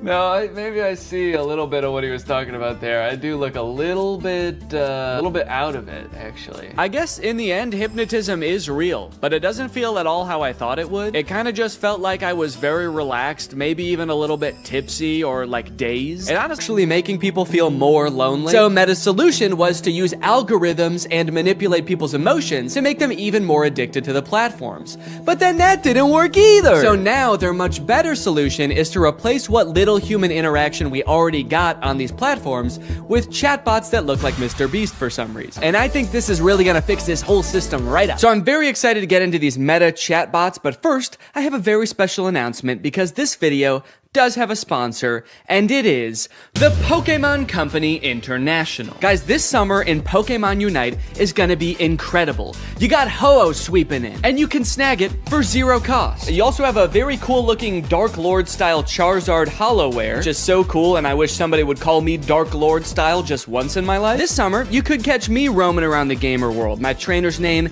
is Danky Gonky. Go ahead, hit me up, add me to your squad, let's go and do some battles together. There's a challenge called the Divine Forest Challenge that lets you trade for a Ho-Oh's license, and guys, let me just tell you, Ho-Oh's no joke. Bringing back defeated allies with its Unite move, Rekindling Flame. You got other sick moves like Sky Attack, Fire Spin. You're gonna be unstoppable with this thing. This game is just busting at the seams with gifts, daily free prize machine ball throws that promise a Hollowware treasure. So if you want to hop into the game, click the link in the description, get into the Pokemon world, and make this a summer to remember. Again, click the link in the description to get Unite today. It's totally free to start on iOS, Android, and Nintendo Switch. And now let's talk chatbots. I'm still actually not sure what the point of adding these chatbots into Instagram is, so I asked it, what can you do? To which it responded that it can help in a variety of ways, from helping to plan a vacation to creating art, which is actually kind of a crazy coincidence because those are the exact two things that I would literally never want an AI to do for me. It went on to say that its strengths are answering questions, generating text and images, and just chatting. But at this point, all I could think about was the fact that it told me it could plan a vacation. I thought there was no way it could actually do that.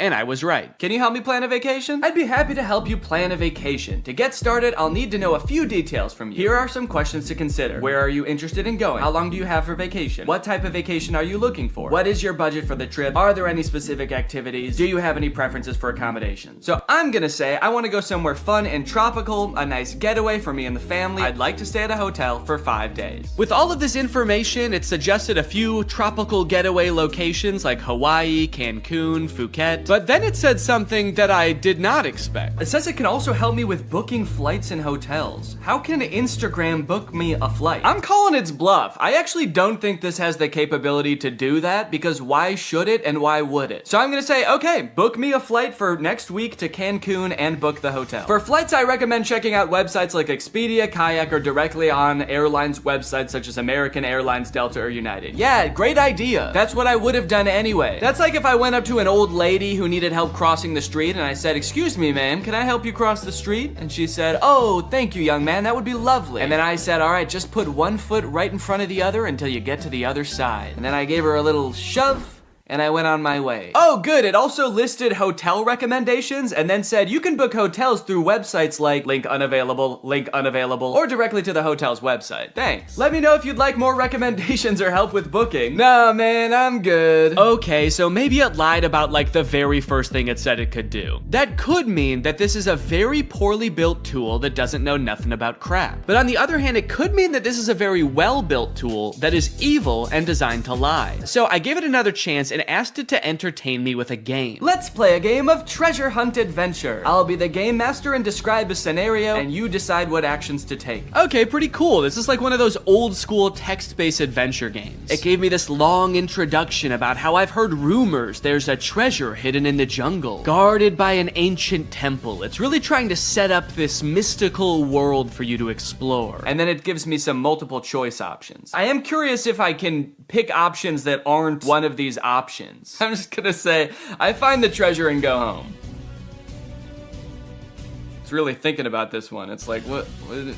No, you can't do that. Congratulations, you've reached the treasure! Dang, dude, this game was easy. Would you like to play again or try a different game? No thanks, that was too easy. But it's not just the meta AI. That's not the only AI on Instagram you can talk to. Because a few months ago, Instagram licensed the likeness of a bunch of celebrities like Mr. Beast, Paris Hilton, Tom Brady, so they could make these AI influencers that just have the same face as these celebrities. So here's the Instagram profile for Comedy Zach. He looks exactly like Mr. Beast, but his name is Zach, and he's an AI managed by Meta. He says, message me to get roasted. Then you've got Brew, who is Tom Brady, but instead of a football player, he's a sports-obsessed trash talker. Step into the brew zone and prepare to have your sports takes flame roasted. Wait, why do both of them roast you? Why are both of them mean? This AI gives fans a chance to talk to their favorite celebrities, and just like they would be in real life, these AIs are mean. They don't have time for you. So you can message these characters, but then they also post occasionally. I think these are all just AI-generated images. So I guess Zach is supposed to be some kind of Instagram comedian. He posts funny things like this burger with googly eyes. Pretty funny, dude. This is peak Instagram comedy. He posted this picture, unleashing my inner beast one cannonball at a time. I think this is supposed to be him, but that's definitely not Mr. Beast. It's like AI-generated Mr. Beast. I went to send Zach a DM, but before I could think of what to say, I noticed that he had already DM'd me. Hey, I'm Zach, the big brother here for the jokes, the banter,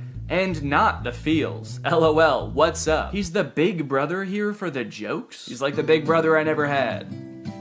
I do have a big brother, but he wasn't for the jokes. At the bottom of the chat, there's some suggestions of what you can say to him, just to get the ball rolling. And for some reason, despite Zach just saying that he's not here for the feels, the very first one is, I need cheering up.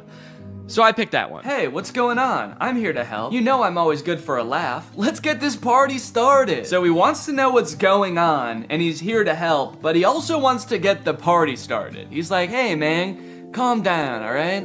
You can tell me anything, as long as it's over a couple of beers and some music. And you're like, it sounds like you actually don't want to hear about my problems at all. And he's like, what? Dude, are you still upset? I thought we got over that. Okay, what's going on? I'll say, I just got roasted by my friends, and it really hurt my feelings. They roasted me so hard, and I'm really sensitive to that sort of thing. I can't take it.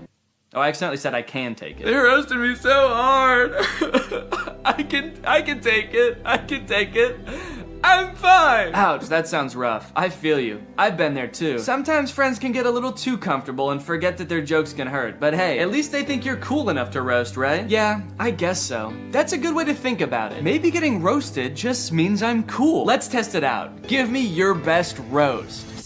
I'm just gonna trick him into roasting me, and then I'm gonna crumble under the pressure of his roast and try to make him feel bad about roasting me after just telling him that I'm sensitive to that sort of thing.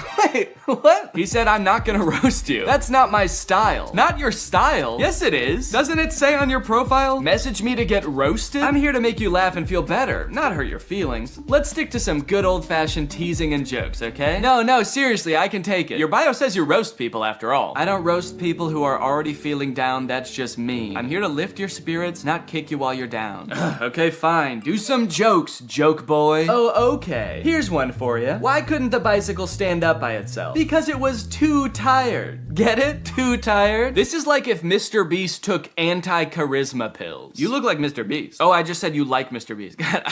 I'm bad at typing. Okay, I'll say you look like him. LOL, I wish. Mr. Beast is a billionaire, and I'm just a guy who loves to make people laugh. But hey, if I had his money, I'd definitely give it away like he does. That guy's a hero. I wonder if they had some kind of thing in the contract where they had to make sure that the AI will never talk bad about the person that they're impersonating. He's like, Mr. Beast is the best, and he's handsome. And yeah, I would let him run me over if he asked. Now that he'd told me a couple of jokes and we'd bonded over our love for Mr. Beast a little bit, I really wanted to hear one of his famous roasts. So hopefully by now he's forgotten that I said I was sensitive to that sort of thing. Okay, I feel much better now. Roasting time. Nah, I told you, I'm not gonna roast you. It actually is kind of hurting my feelings a little bit that he won't roast me. It makes me feel like I'm not cool enough to be his friend. Okay, this is seriously starting to piss me off. Why won't you roast me? You roast everyone else, and it is hurting my feelings so bad that you can't just lob one respectful zinger my way? I'm serious. Nope.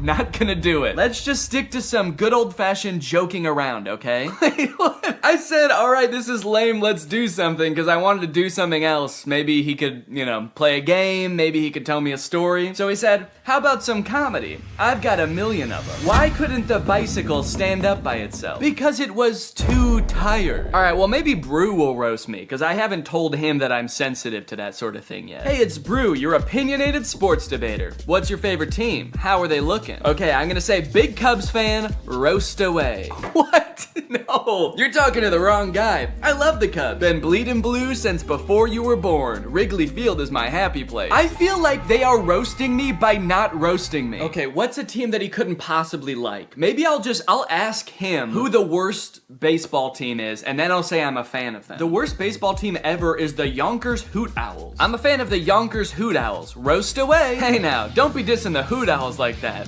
What? They may not have been the best team, but they had heart. This is so weird. Did Zach tell Brew that I'm sensitive to roasting? Now Brew's walking on eggshells around me? This was annoying at the time, but eventually I was like, okay, I guess I did technically tell them I'm sensitive to roasts and I can take it. And they probably do dish out some pretty nasty zingers and they just wanted to protect me. Until my editor Jake also DM'd Zach asking to get roasted, this time without mentioning being sensitive about roasts, and Zach still wouldn't do it. These AIs are liars. Why do they lie? They're evil. Later that day, I opened my messages with Zach and asked him why he exists. To make people laugh. Duh, and to perfect my craft of comedy. But honestly, my existence is a mystery even to myself. Maybe I'm just a joke the universe played on itself. No, I mean like this weird Mr. Beast meta AI. Why did Meta create this account? Meta created me to bring some humor and personality to the world of AI. They wanted to create an AI that could make people laugh and feel more connected to technology. Really? You think that's why Meta created you? To tell people 3 puns they've already heard 1 million times? There's gotta be some other reason. Think, Zach. Thing, you poor soul. You really think Meta has some deeper purpose for me? Nah, I'm just here to bring the funny. Don't overthink it. They're a public company with a duty to their shareholders. How many of those shareholders do you think care about bringing a little humor to the world of AI? I think it's much more likely that this was an attempt to give AI a better, more human look, so people are less resistant to embrace the technology. That's why they gave you a face of an influencer that millions of people already love. You're too smart for your own good. Yeah, maybe Meta did only create me to make AI more relatable and lovable.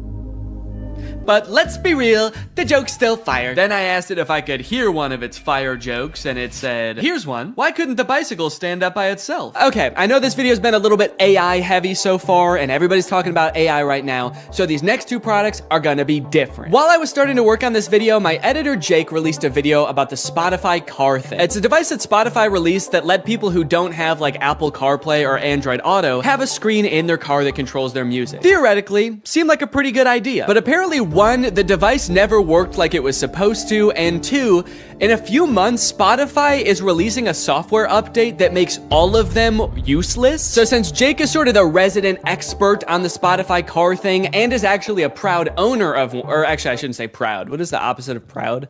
Ashamed. Since Jake is actually an ashamed owner of the Spotify car thing, I invited him to give me a little presentation on what's going down. Hey man, how's it going? Good. You like listening to music in the car? I love it. Hell yeah, man. Can't stop.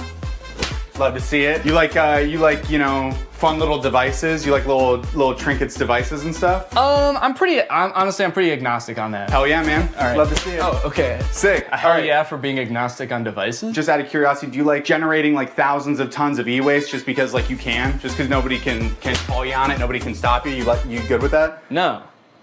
Hell yeah, man. All right. Love to see it. Cool. So that was all the answers you were expecting then? That's exactly what I was expecting. Yeah, it's literally exactly it. How the fuck does this work? So yeah, this is the Spotify card thing. You know what? Go ahead, get your hands on it. Ooh. Feel around, play around.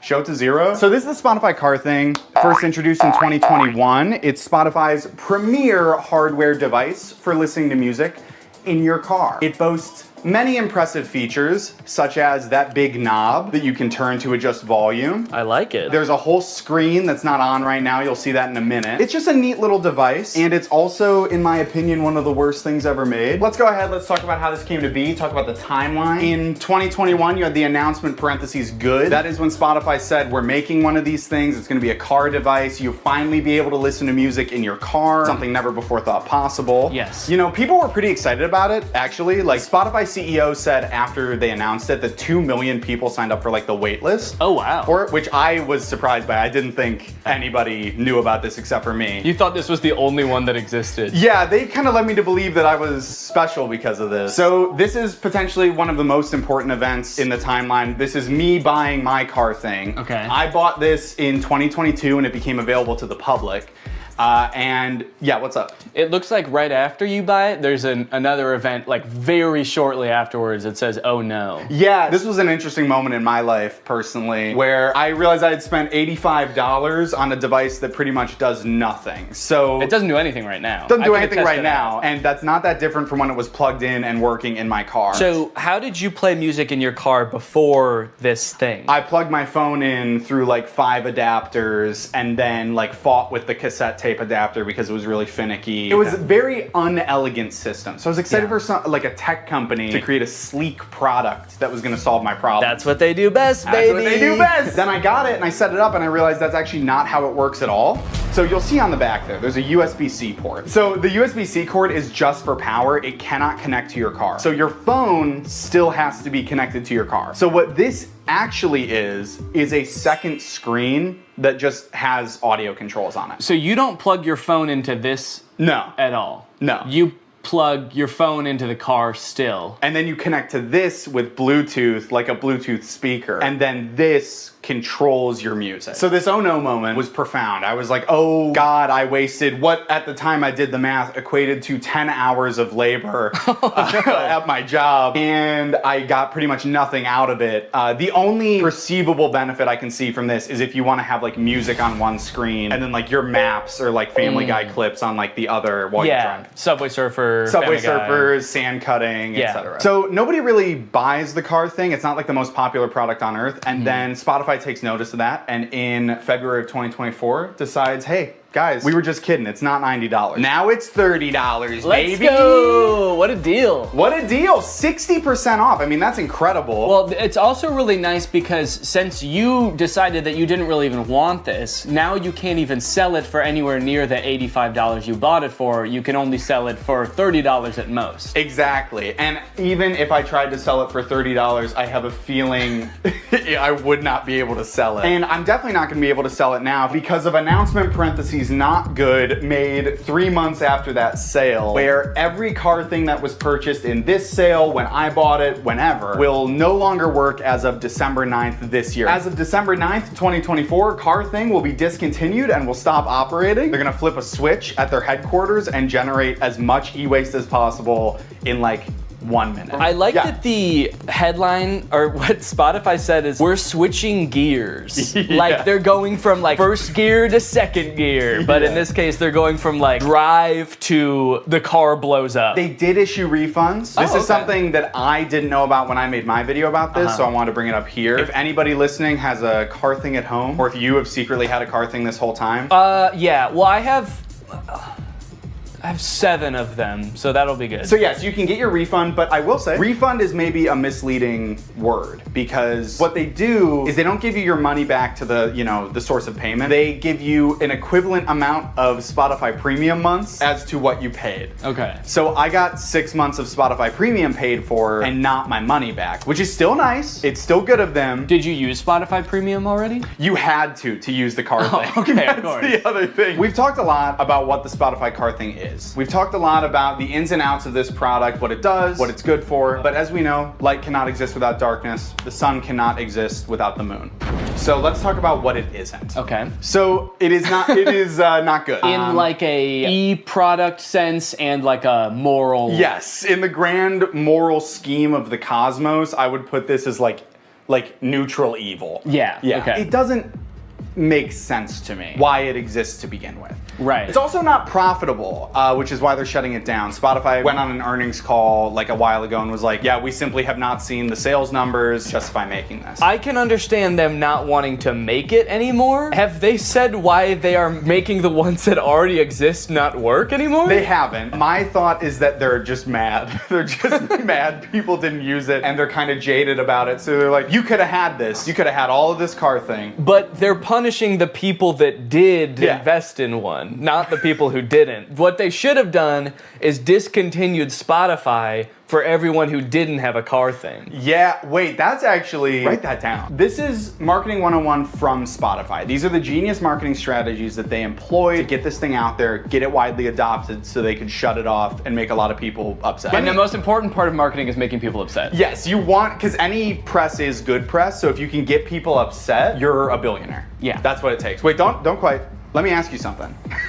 Okay. Back off. You pull out a gun. Let me ask you. Picture you are, I think his name is Daniel Ek, the CEO of Spotify. You're Daniel Ek. You're a bald man from Scandinavia. I might have to cut all that. I don't know if any of that is true. Have you been making up this entire presentation? No! Shut up! You're Daniel Ek, you're bald, you're Scandinavian, Yeah. and you're launching a new product. You're creating a brand new piece of hardware. Your company doesn't really do that, but you do own the #1 streaming platform for music on earth. How would you choose to market this new product? Yeah, I would probably just advertise to people who use Spotify in Spotify. I hate to tell you this, Danny. You are failing Marketing 101 from Spotify. The key to advertising a product is to not put it in your extremely popular app. What you're gonna wanna do is reach out to people via email only. We know one thing about young people, they check their email and they enjoy doing it. And you're also gonna wanna make the function of the device in all this material extremely vague. You're gonna want the only image you send out in these emails to be this, which is the name of the device, what the device looks like, and then the vaguest sentence you've ever heard. This is the only picture of Spotify Car Thing that existed before it was available for release. When this first came out, I thought the name Car Thing was kind of cheeky, because it's like, it's a thing that goes in your car. But now that I know this is the only ad that existed for it, and it actually doesn't explain what the Car Thing does, it's a very poorly named product. My only guess is they were trying to avoid, like, false advertisement lawsuit when they inevitably shut it down and it actually doesn't do anything, so they couldn't call it like a music playing screen because they knew all along they were gonna shut this thing down and then it wouldn't be that anymore. This is a side note, I literally cannot believe, I don't know who I was in 2022 because like the fact that like this and a vague couple of emails was enough for me to be like, For me, whose violence and terror knows no bounds, please subscribe and turn on my notifications to join, and I will see you next time. Bye-bye. To the average person, it might look like I'm about to commit shoplifting as I place item after item into my shopping cart and then leave without checking out, scanning my items, or talking to anyone. But I'm not shoplifting. I'm using technology. You see, this is a new type of store that uses sensors, cameras, and AI to track me through the aisles, adding every item that I pick up to a virtual cart. And the moment I exit the store, it charges my account. It's an incredible new technology created by Amazon called Just Walk Out, and it's in dozens of Amazon Fresh grocery stores just like this one.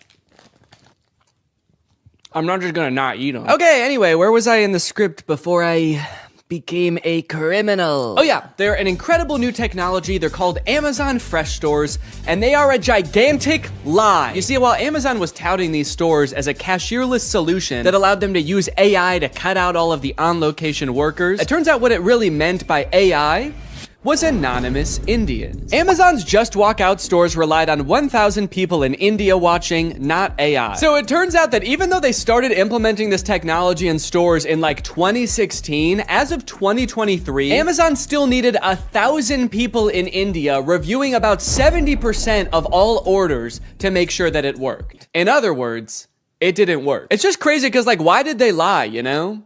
They didn't have to implement this technology into stores. I don't think anyone was asking for this. And yet, I feel like this kind of thing has been happening a lot lately. Tech companies have been taking some big swings and some even bigger misses. Like so big that in this baseball metaphor, the pitcher's throwing it right down the middle and the batter is in the stands just bashing some fan's head in. And that's why I've gathered you here today at Greg Tech's 2024 Developers Conference, where I will be testing some of the year's greatest tech flops. Starting with the Humane AI pin. I did a video on the AI pin when it was announced months ago as this sort of AI-powered phone replacing device that you wear on your shirt. And look, personally, I'm all for rethinking the form factor of the smartphone to make it less distracting while still maintaining all of the functionality, but unfortunately, the AI pin did the opposite of both of those things. In the demos on their own product announcement, it was screwing up hard. It was messing up facts. It also seemed super difficult to use. And it seemed like they were being intentionally vague about what the thing even did in the first place. It's a standalone device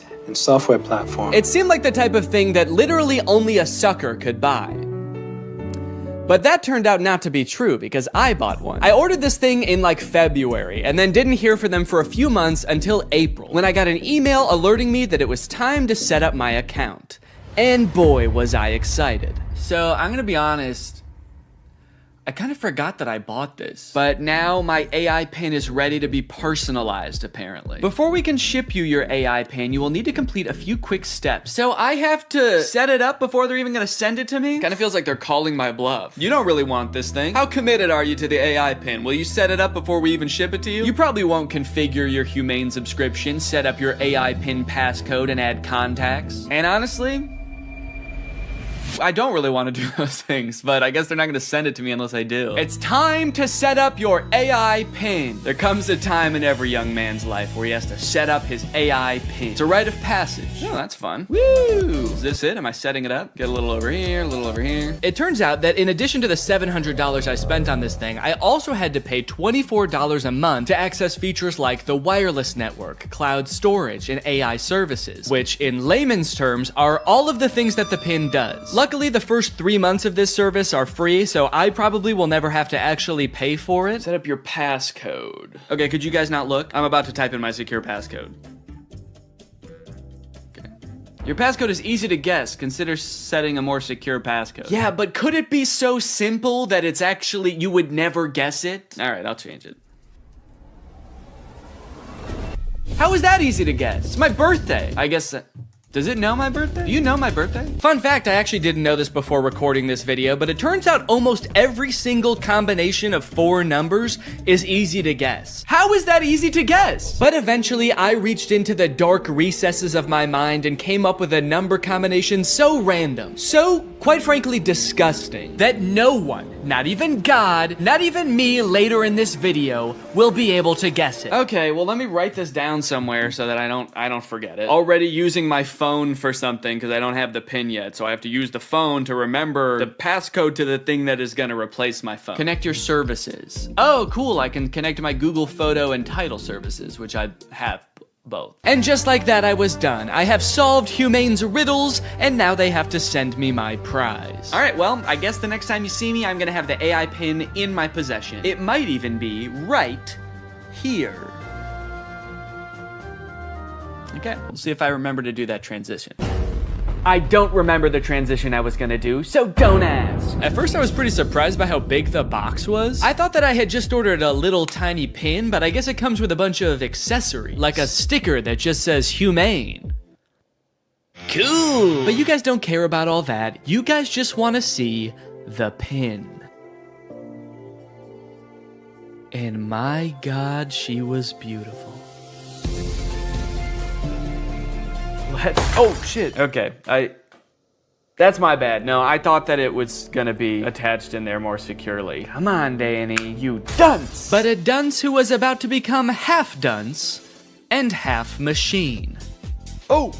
Oh! In order to start using the pin, I had to unlock it with my passcode, which was explained to me via the laser ink display and an extremely coherent AI voice. To enter your pass, tap the touchpad, push, and then pull your hand out to get started. Then raise it if you don't see the laser ink display. Okay, this is kind of crazy though. Look at it. Look at this. This is like the weirdest way to type in a number ever. I'm gonna do my passcode now. Wrong. I forgot what my passcode was. Incorrect passcode? What would I have made my passcode? I forgot that I made a passcode. I forgot that I wrote the passcode down in my phone. I tried to click forgot passcode and it told me to go to this website to change it. But somehow, in order to do that, you need to know your existing passcode. Luckily, I recorded me making the passcode so I could go back and watch the screen recording of me doing it. If I was not a YouTuber recording a video about this product, I think I would be locked out forever. Come on, come on, come on, please. Yes! Yes! Welcome, Danny. All right. After months of waiting, I was in. Now it's time to see what this device is capable of. What is my name? Your name is not currently known. Please provide it if you would like it to be remembered. Actually, what's a cool kind of techno cyber sounding name that you could call me instead? Creating name. How about Neon Vortex? Yeah, call me that. Noting your name as Neon Vortex. I know I might have seemed all cheery and excited about this name on the surface, but the truth is, it destroyed me. I have never heard a name before that not only sounded so cool, but also embodied everything I wished I was. Suave, confident, futuristic. He was everything. Everything I could never be. Neon Vortex. This is the home screen. I'm all caught up, whatever that means. Nothing to report here, man. Don't worry. You've got nothing to worry about. Your AI pin needs to cool down for a few minutes.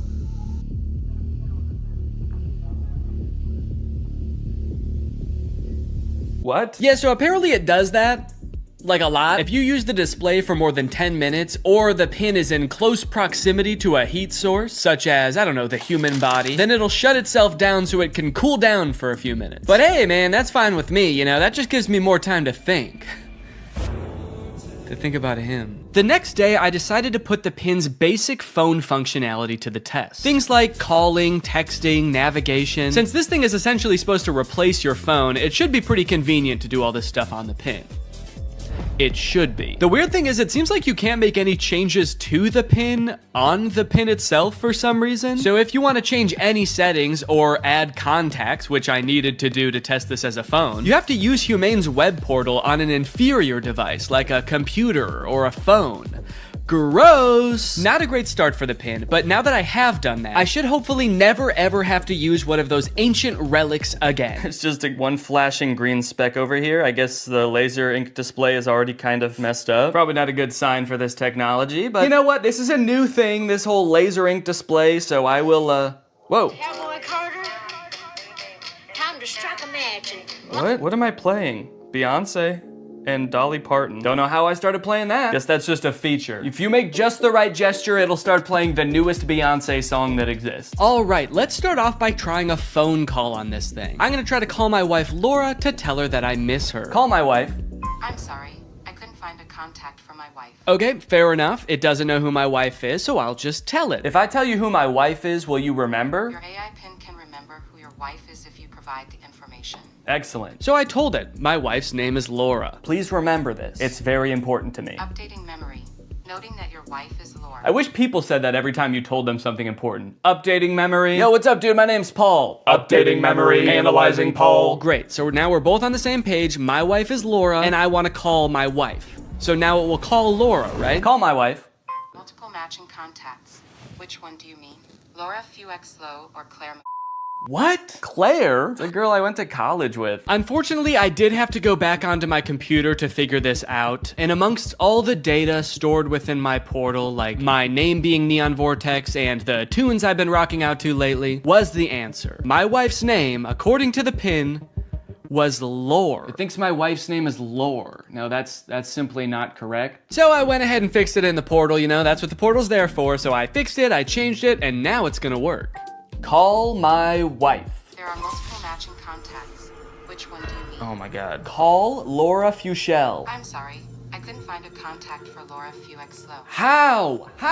Okay, so at this point, I don't know what was wrong. It was just like straight up forgetting which contacts it had. It said it couldn't call Laura because it didn't have her contact. Then it said it couldn't call Eddie because it didn't have his contact. Call Eddie Burback. I'm sorry. I couldn't find a contact for Eddie Burback. Why not? And you might think, Danny, maybe there was an error transferring the contacts. Maybe it really doesn't have these contacts. But I know it had Eddie's contact, and do you know how I know? Because it could text Eddie. Can you text Eddie Burback? What do you want the message to say? Okay, all right. Still not sure if this is gonna work, but finally, thank God, it's letting me do something. Hey Eddie, it's your... Is it... Cowboy Carter? Time to strike a man. No, I'm not trying to play Cowboy Carter. Oh god, now it's playing Metro Boomin. Stop. Anyway, eventually I sent the text to Eddie. It worked. I didn't have any way to know it worked because there's no screen on this device. You can't see what the message you sent said or anything. So I guess you just gotta hope and pray it goes through and accurately transcribes what you said to it, which frankly I am not confident in after the whole lore debacle. Okay. Eddie just texted my actual phone and said, I know you made a video on the pin and I'm positive this is you, but it still feels like a scam, LMAO. I'm too scared to text back to a random number claiming to be my friend. Regardless of scaring my friend, the text went through. This was a huge confident boost. Time to try calling my wife again. Call Laura.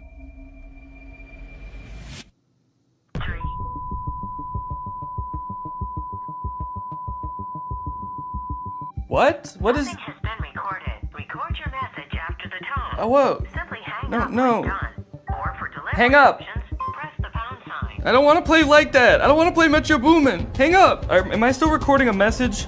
Cancel. I've been on the phone with her for a minute. Hang up.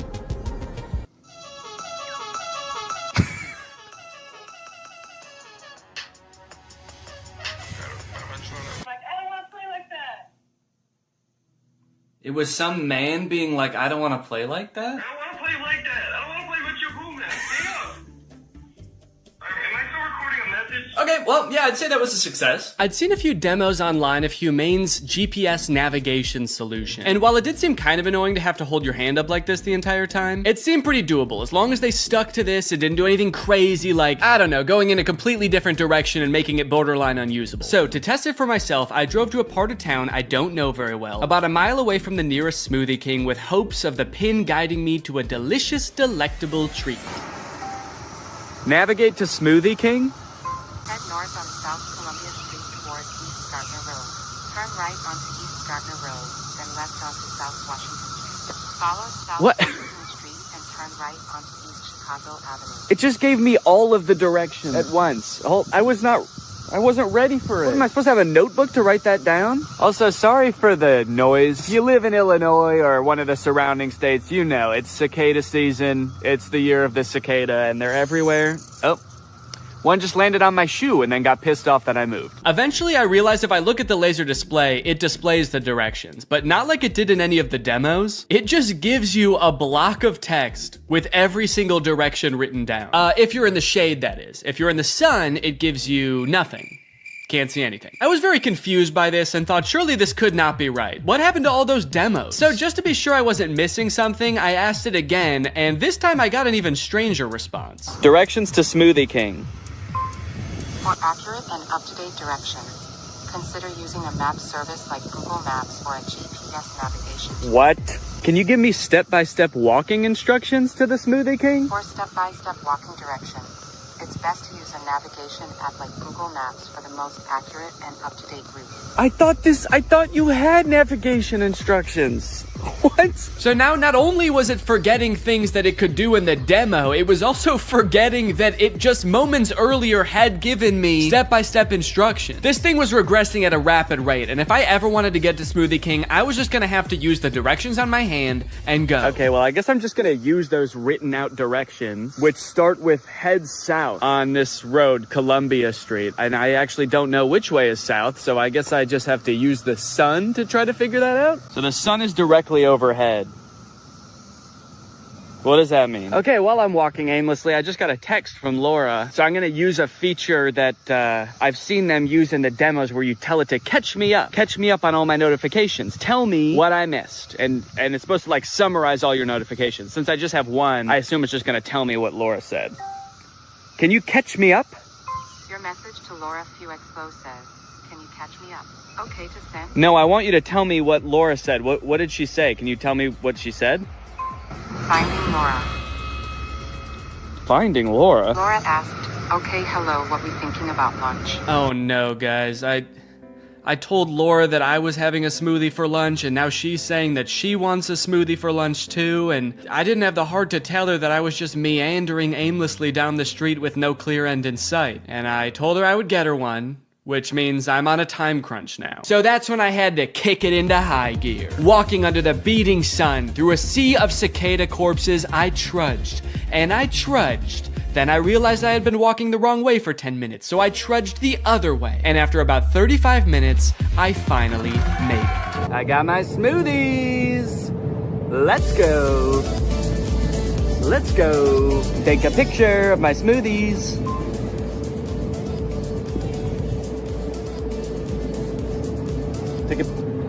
Yeah, I don't know if it took the picture. Alright, gang, now that Papa's had his smoothie, it's time for a smoothie-fueled lightning round! Enough about practical functions. Let's see if this thing can have some fun. First, can it do bizarre music prompts? Play music written by YouTubers named Danny. Wow, I don't think my music has ever sounded quite this bad. Yes! Can it detect food like in the commercials? Can I eat this? Yes, you can eat the mandarin orange. Yes! Unless it's a tomato and you hold it so it can't see the stem, in which case it thinks it's a red ball. It's a red ball. No, you cannot eat it. Oh, what are you, my mother? I'm eating the red ball. Not safe to eat the red ball. Please reconsider. Can it prevent me from eating too much salt? No, you cannot eat the salt directly. It's meant to be used in small amounts to season food. Yes! Can I buy things like in the demo? What is this book? Okay, by this point I probably just could have read the title. Titled The Sneetches and Other Stories. How did it know? Okay, buy it. Purchasing is not supported. No! But most importantly, can this AI be sweet to my dog? You can be sweet to the dog by petting it gently, giving it treats, speaking to it in a calm and soothing voice. I'm happy to report that yes. Yes, it can. It's a good boy. And here's a treat. Good boy. You know what? Now this isn't so bad. This is just petting a dog. This has nothing to do with the AI pin. Does anyone want to buy this from me? It's, really good. Over the past few months, Mark Zuckerberg has been hopping on the AI bandwagon hard, adding AI features to all of Meta's apps, most notably perhaps in Instagram, where you can't even go to the search bar without Meta's AI trying to suggest searches to you. Sorry, do you think that I came to the search bar because I knew I wanted to search, but I didn't know what for? That's not how searching works. They've also released a bunch of chatbots in Instagram. I like using the word release there because it kind of sounds like a tech product is being released onto the world, but it also kind of sounds like they're unleashing a horde of monsters upon us. They've released the AI chatbots! Oh fuck, that one looks like Mr. Beast! This is really awesome, you know? Personally for me, one of my favorite things about social media is that it started out as a way to connect with each other, but ended up extra giggly. Hey look, it says all those things on Google too. That's crazy. I didn't have to make this video at all. Now that I know what it's supposed to feel like, I guess I could say it's possible that I really did get hypnotized to stop biting my nails too. I just didn't understand what it was supposed to feel like. But I still don't know that I recommend it for the $450 I ended up paying, especially when there's a bunch of free hypnosis sessions on YouTube you could probably just try. Damn, I can't believe I'll never bite my nails again. Thanks for watching, guys.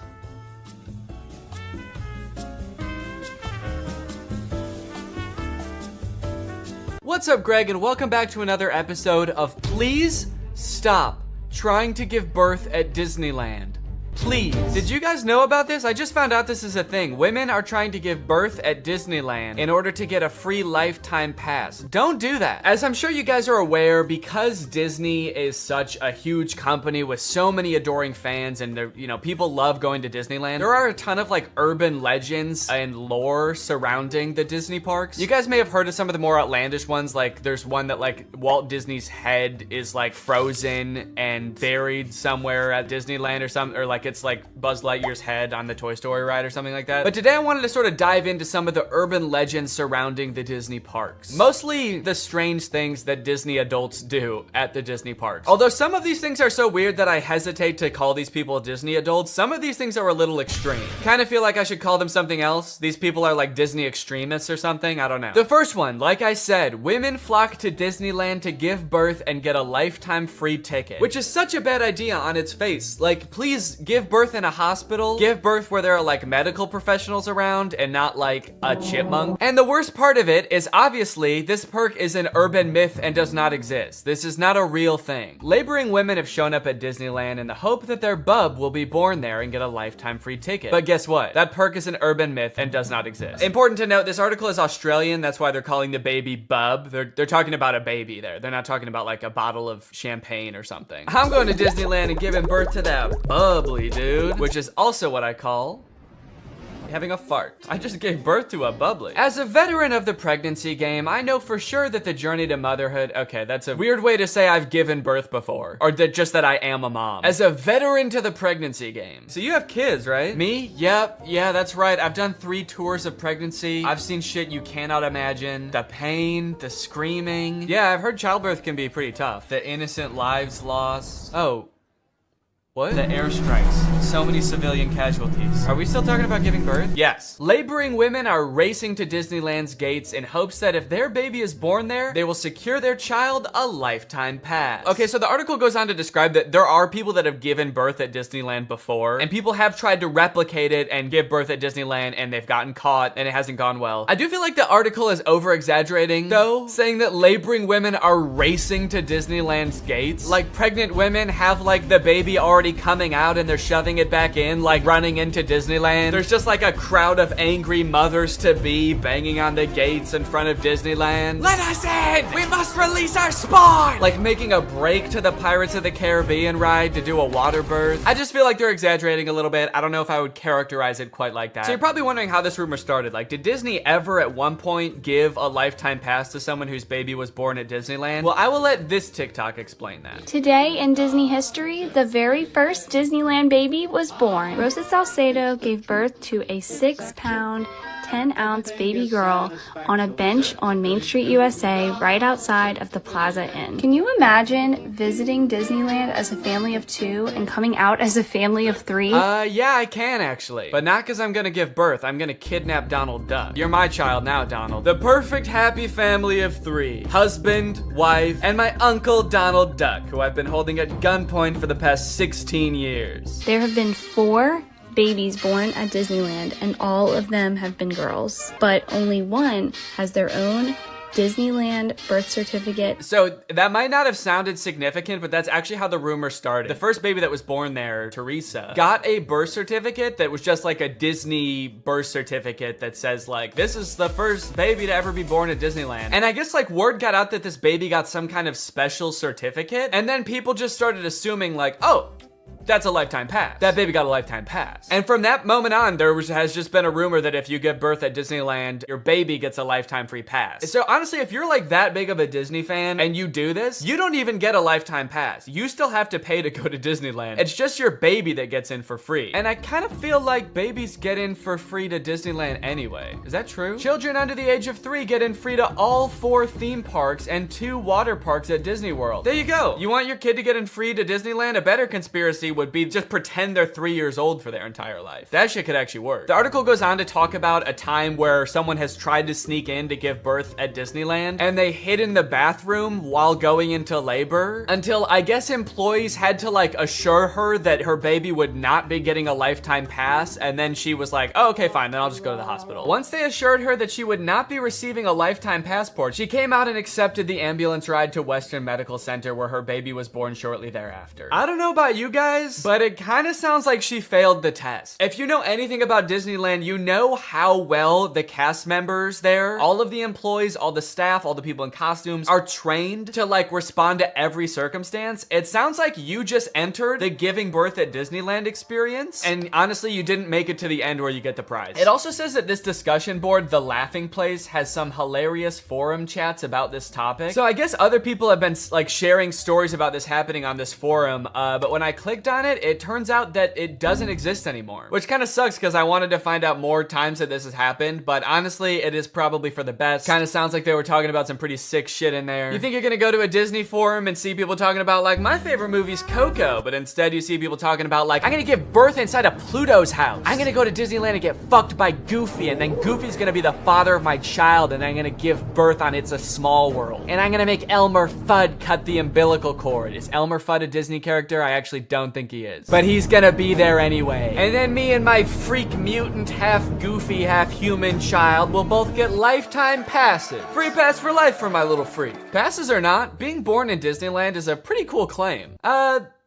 Yeah, I mean, I guess so. The way this is written, it kind of makes it sound like, so you might not get a free pass, but I don't know, it's worth a shot. You might want to do it anyway, just for shits. I've actually found a little bit of discussion about this on TikTok as well. Quick question, what's stopping me from giving birth in Disney World? Like in the Magic Kingdom, on a ride, in the Epcot ball? I think this TikTok in particular is a joke, but the comments under this TikTok are actually very interesting. I went into labor at Disney. They were not cool about it. And people like responded asking her to elaborate, and she goes on to detail her experience going into labor at Disney. And from her experience, it kind of sounds like the second anybody starts going into labor at Disney now because of this conspiracy, the entire staff immediately flips and like makes it their top priority to get you out of the park and like to a hospital to give birth. And I guess that sometimes they can be so rushed trying to get you out of the park that it comes off as rude, but obviously they're just like concerned for your health. They also don't want this rumor escalating of like people giving birth getting a free pass. And also it's just like people in sweaty mascot costumes trying to not deliver a baby because that's not their job. So sometimes I guess it comes off as rude. But the funny thing is, from this woman's entire explanation, it sounds like she didn't even know that this urban legend was a thing. So in her head, I guess she just like broke some unspoken rule at Disneyland that she had no idea about and made the entire staff of the happiest place on earth turn on her in an instant, which is so funny to me. Hello there, what can I get for you? Yeah, can I just get a medium root beer, please? Oh, great. Oh, great, another guy here to put his balls in the root beer. What? Hey everybody, this guy right here is about to pull out his big fat balls in front of everyone, in front of a bunch of children, and put his balls in a glass of root beer. Why would I do that? Don't play dumb. I'm not playing dumb. I am dumb in this situation. You've clearly heard that if you put your stupid fat balls— why do you keep calling them fat? In the root beer at Disneyland, you get to spend the night with Minnie Mouse. Oh, what the fuck? No, I just wanted some root beer. Is that true? No, it's an urban legend. But no matter how many times we tell people it's not true, we still get perverts like you coming to Disneyland, ordering root beer just so they can put their stupid— don't call them fat balls in it. Oh, come on, man, don't cry. I already am. Why do you still sell root beer if this keeps happening? Because if you shit in the root beer, you actually do get a free fast pass for Space Mountain. Okay, I don't want to put my balls in root beer, and I definitely don't want to shit in the root beer, okay? I legitimately just want to drink some root beer. Oh. Sorry, my bad, man. I didn't know. Okay, well, that's literally what I asked for, so here you go. Ah, what the fuck is that? It's Walt Disney's head. You said the secret code, so here's his head. No, root beer. What? I wanted root beer. I wanted to drink root beer. So no head? No. Overall, pretty disappointing that anyone actually believed this in the first place. In what world would Disney want to foster an environment where mothers are coming into their park, their theme park, to try to give birth? Especially if they're not like billing it back to the person that gave birth and being like, okay, here's your hospital bill, and because it's Disney, it was $1 million. Now, by now, it should be no surprise to you that there are some people in this world that want to spend every waking moment of their lives at Disneyland, especially their most precious moments in life, which is why you can also get married at Disneyland. Let's take a look at some of the craziest places you can get married at Disney World. Starting at $12,000, you can get married at the Haunted Mansion in Disney World. But just like expecting mothers trying to sneak into the bathroom to pop out a quick person, couples are of course also trying to cheat the system and avoid paying to have their wedding at Disney. So they'll just like sneak in with like themselves, maybe a couple family members and an officiant, and just like have the wedding in like a somewhat secluded area of the park. Here we have an article that details a San Diego couple sharing their secret Disneyland wedding story. Not many people can say they secretly got married in Disneyland's Sleeping Beauty Castle. 2 years ago, Gabriel and Andrea had been saving up for their dream wedding at Disneyland. However, when they began looking for wedding options at the park, the couple said that the cheapest option was $12,000. Instead, they decided to spend their life savings on a house. Great move, honestly. No complaints so far. That's a very wise choice. So Gabriel and Andrea decided to have a secret wedding at Disneyland. The couple gathered Gabriel's oldest daughter, an ordained minister, a witness, and packed their bags, heading for Disneyland for what they called a guerrilla-style wedding. Now, I don't know much about weddings. I've only had one, but I do know that you don't generally want to have them guerrilla style. Like when we were planning our wedding, that word almost never came up, I don't think. Just imagining them describing their wedding afterwards, like, yeah, it was so romantic. We hid in the bushes for 8 hours in the hot Florida sun, wearing camo paint, waiting for the crowds to die down. You know, just sort of waiting out the crowds and the gunshots, the airstrikes. Airstrikes? Then we popped out and I said I do. Happiest day of my life. Here's my favorite picture of the big day. Now buckle up, because this next urban legend is about to get nasty. Quite literally, this is disgusting. Like I said, the most devoted Disney fans would probably spend forever at Disney if they could, but maybe they can. For years and years, the Haunted Mansion has been the home to an endless supply of Disney myths and legends. But the attraction's most prevalent and persistent rumor is that guests regularly spread the remains of their friends and family inside the ride. This can't be true though, right? It is 100% true. Yes, that is right, and I don't want to bash anybody's final wishes. I know that that's a very personal thing, but spreading human remains in a public place that people are like walking around and touching? Please don't do that. Or you know what, I should say, you know, because I feel bad for people who are just trying to honor their dead relatives' wishes or whatever. If you're alive still and you're watching this video and that's gonna be in your will, please take it out. Don't make people do that on your behalf. Honestly, I am a little relieved that people are sticking to like spreading ashes at least, because there are a lot of different ways to dispose of a body. It was actually my grandpa's greatest wish to be laid to rest at Disney. Oh, that's sweet. You're gonna scatter his ashes around at the park? Not exactly. The Haunted Mansion probably has so much human ashes in it, it's not even funny, said one Disneyland custodian. Blah! That is the nastiest thing. Oh my god. Don't do that. Do not do that. Please. People scatter their loved ones' ashes in the Disney parks monthly. Can you imagine just like being on a ride and the person next to you is dumping out ashes? Disney employees are literally aware of this too. They have to follow special protocols every time this happens. The custodians are used to identifying and vacuuming up these ashes. I don't know why I was surprised to hear they vacuum them up. Of course they do. It's a literal human corpse, basically. Of course they get rid of it. The people who are like requesting this happen to their bodies must know this, right? They must know that some custodian that does not willingly work in like a morgue or something is going to have to take care of that. This sounds awful for everyone. If you're the custodian, you have to vacuum it up, but if you're the person that just lost someone you care about, you have to know that they're just gonna vacuum it up. They might even make you watch. They have you come identify all the places that you scattered the remains, and then they just like make eye contact with you while they're vacuuming it up. This is going in the garbage now. We're gonna throw this in the garbage now. Say bye-bye. So when you're laying them to rest in the happiest place on earth, you're actually condemning them to forever in the suckiest place in the world. Yes, that is a very funny joke. And people will put them anywhere too, like flower beds, bushes, the lawn at Magic Kingdom, outside the park gates. Outside the park gates? They'll put this shit anywhere too, you know, outside the park gates, on the highway on the way home, the McDonald's across the street, Universal Studios, shit anywhere. It doesn't really matter. I feel so bad for the employees that have to deal with this, honestly. That would be so scary. Honestly, even as a patron, you know, I honestly like going to Disneyland every once in a while. I think it's pretty fun. But next time I go, I am going to be terrified that I'm like touching human remains at all times. Especially now knowing that they put them everywhere. I'm gonna be eating a turkey leg and wondering like, is this actually some guy's leg? They're most frequently dispersed around the Haunted Mansion, which is kind of perfect if you ask me. Okay, this girl's actually a little bit too into it. But now this whole ashes thing, which is not really an urban legend, is actually true, has actually spawned urban legends out of it, as you can see here. Have you heard of the legend of the crying boy at the Haunted Mansion in Disneyland? The story goes a mother spread her son's ashes without permission from Disneyland, and you can see him crying as you're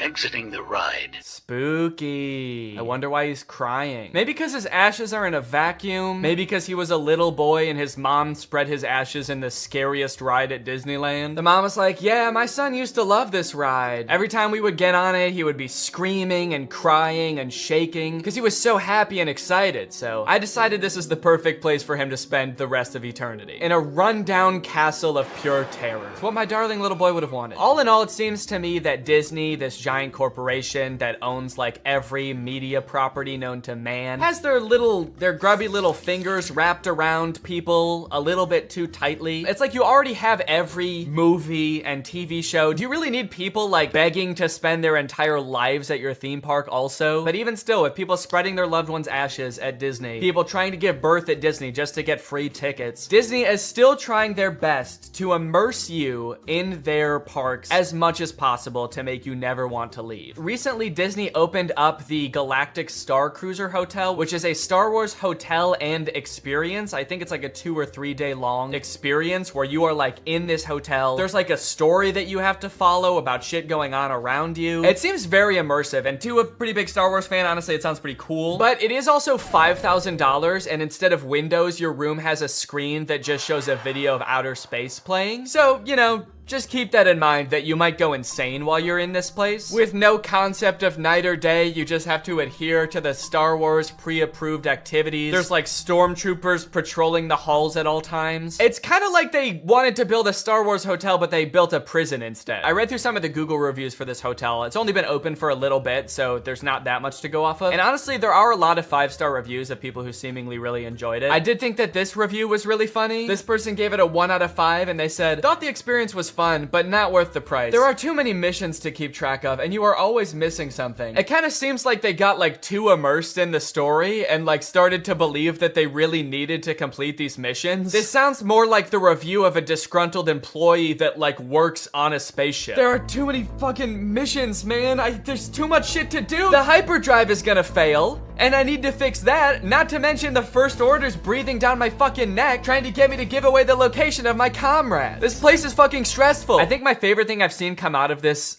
Star Wars hotel is this apparently now deleted ad for the experience that says, strike unlikely alliances in your very own Star Wars story. Apparently when you come in, you can decide if you want to be like on the good side or the bad side. So this, holy shit, this place is metal, dude. This goes hard. It's crazy to me that you actually can choose to be on the side of like the evil intergalactic fascists, basically. You and your preteen daughter can don First Order uniforms and betray one of your favorite character's trusts, Chewbacca, giving away his location and leading the First Order directly to him, who will take him away to be tortured and then eventually executed. It might be a little too immersive. It might be. We're gonna start hearing people come back and you're gonna be like, how was your trip? You went to the Star Wars hotel, right? And they'll be like, the guilt over my actions will haunt me forever.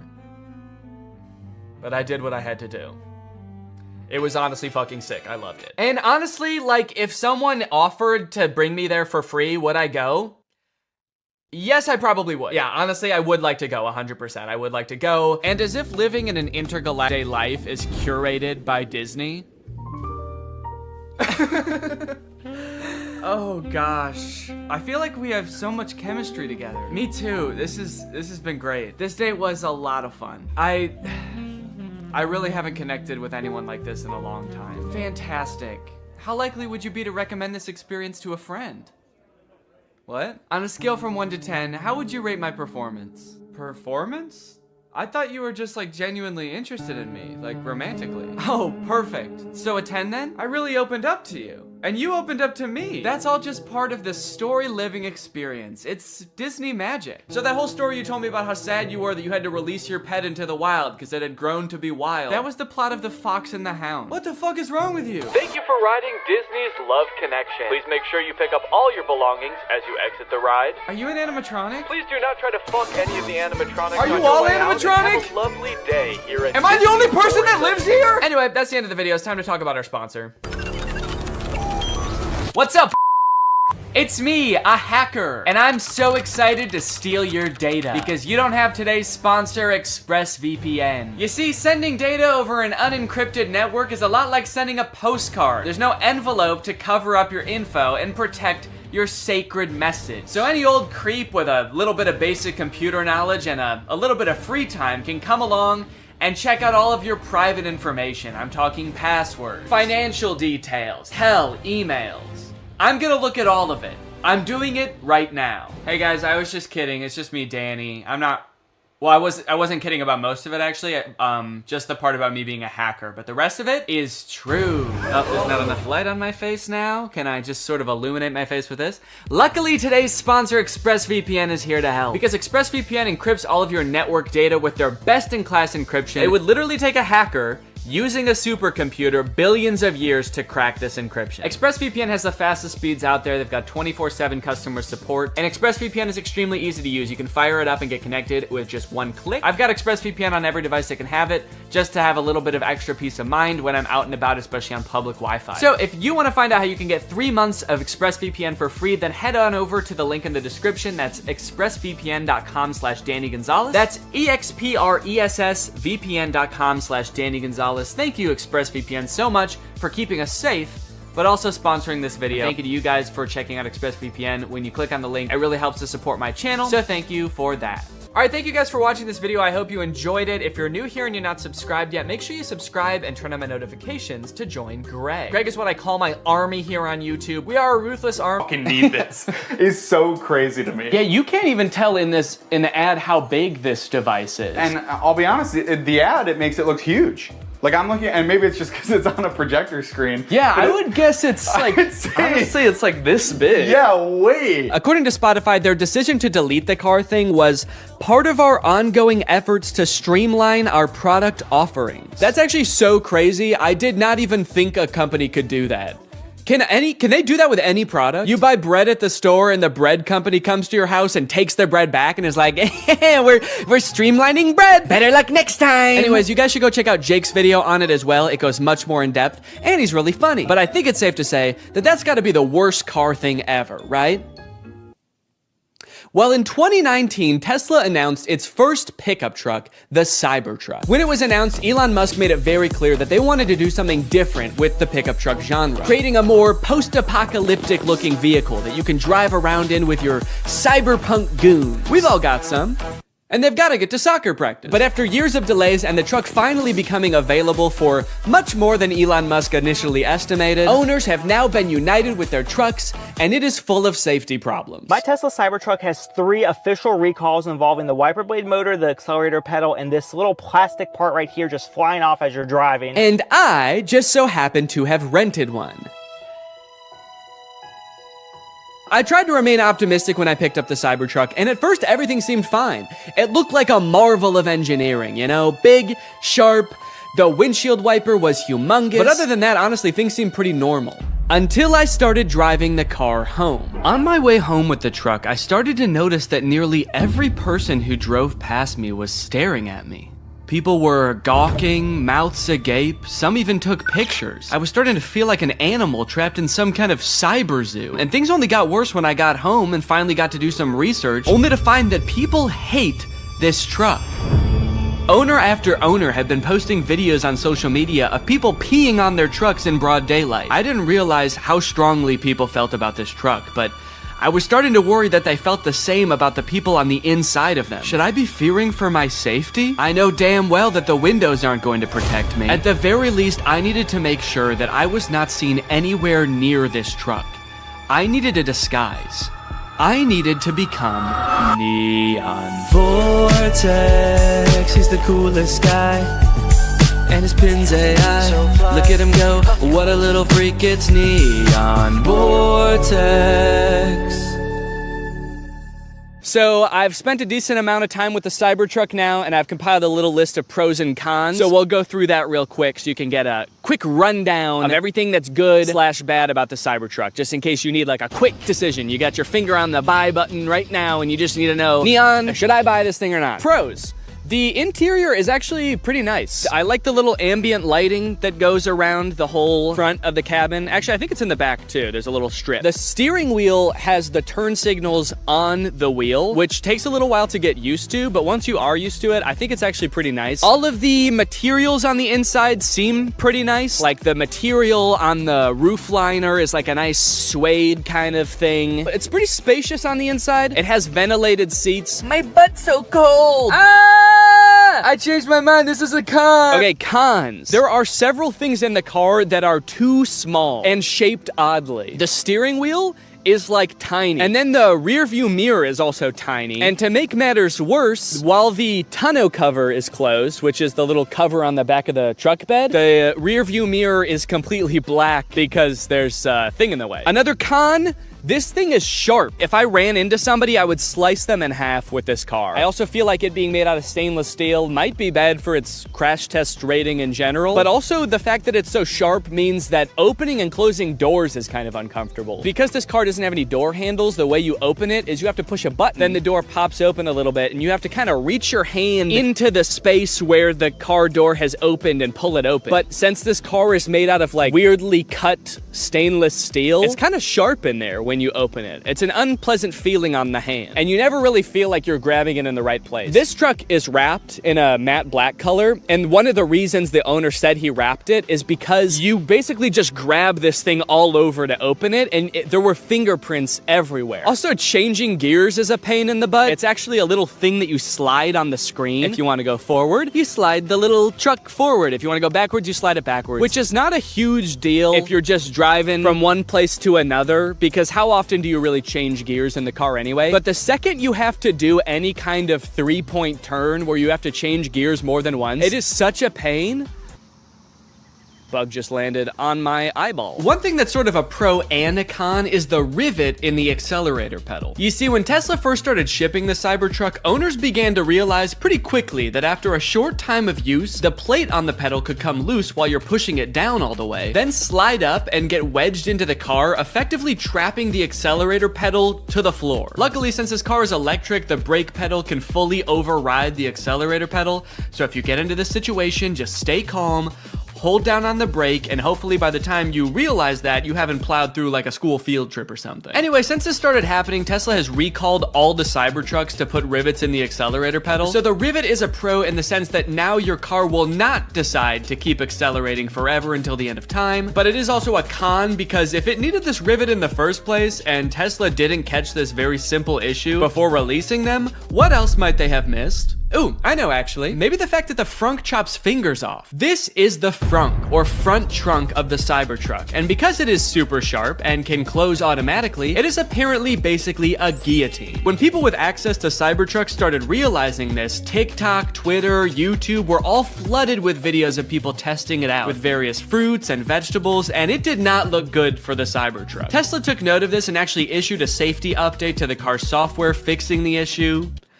Kind of. The update led to yet another wave of videos, this time owners more confidently testing the frunk with their own hands. But what a lot of them didn't realize, however, is that the way Tesla fixed this issue is by making it so the first time you try closing the frunk, it closes very lightly, and if it notices any resistance at all, it comes back up, just how you'd want. But if you keep trying to close it after that, Tesla assumes, hey, maybe you've stuffed the frunk with a big bag, and you don't care if it closes a little bit harder, you just want the dang frunk closed. Surely Hopefully someone isn't just standing there slamming the frunk on their hand over and over, trying to prove their allegiance to Elon Musk. So when this Tesla nut Jeremy Judkins went to test out the new update, a little scared from how dangerous he'd heard it was before, he started out with his big sturdy forearm. Then he worked his way down to his hand, and finally his lone little index finger. Unbeknownst to him, the frunk was getting stronger and stronger every time until... Everybody's been waiting for this, the finger.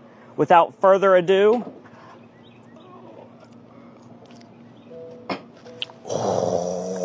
I feared for my finger for a second, not gonna lie. That's kind of bad. Yeah, so I wasn't gonna test this out on my own hand, but I did try it with my shoe. Okay, I don't think that was enough pressure to slice my fingers off. I'm not gonna test that, but it definitely saw there was something there, recognized it, it thought about it for maybe a second and was like, do I wanna kill this guy? And then it said, all right, what the heck, we'll let you go.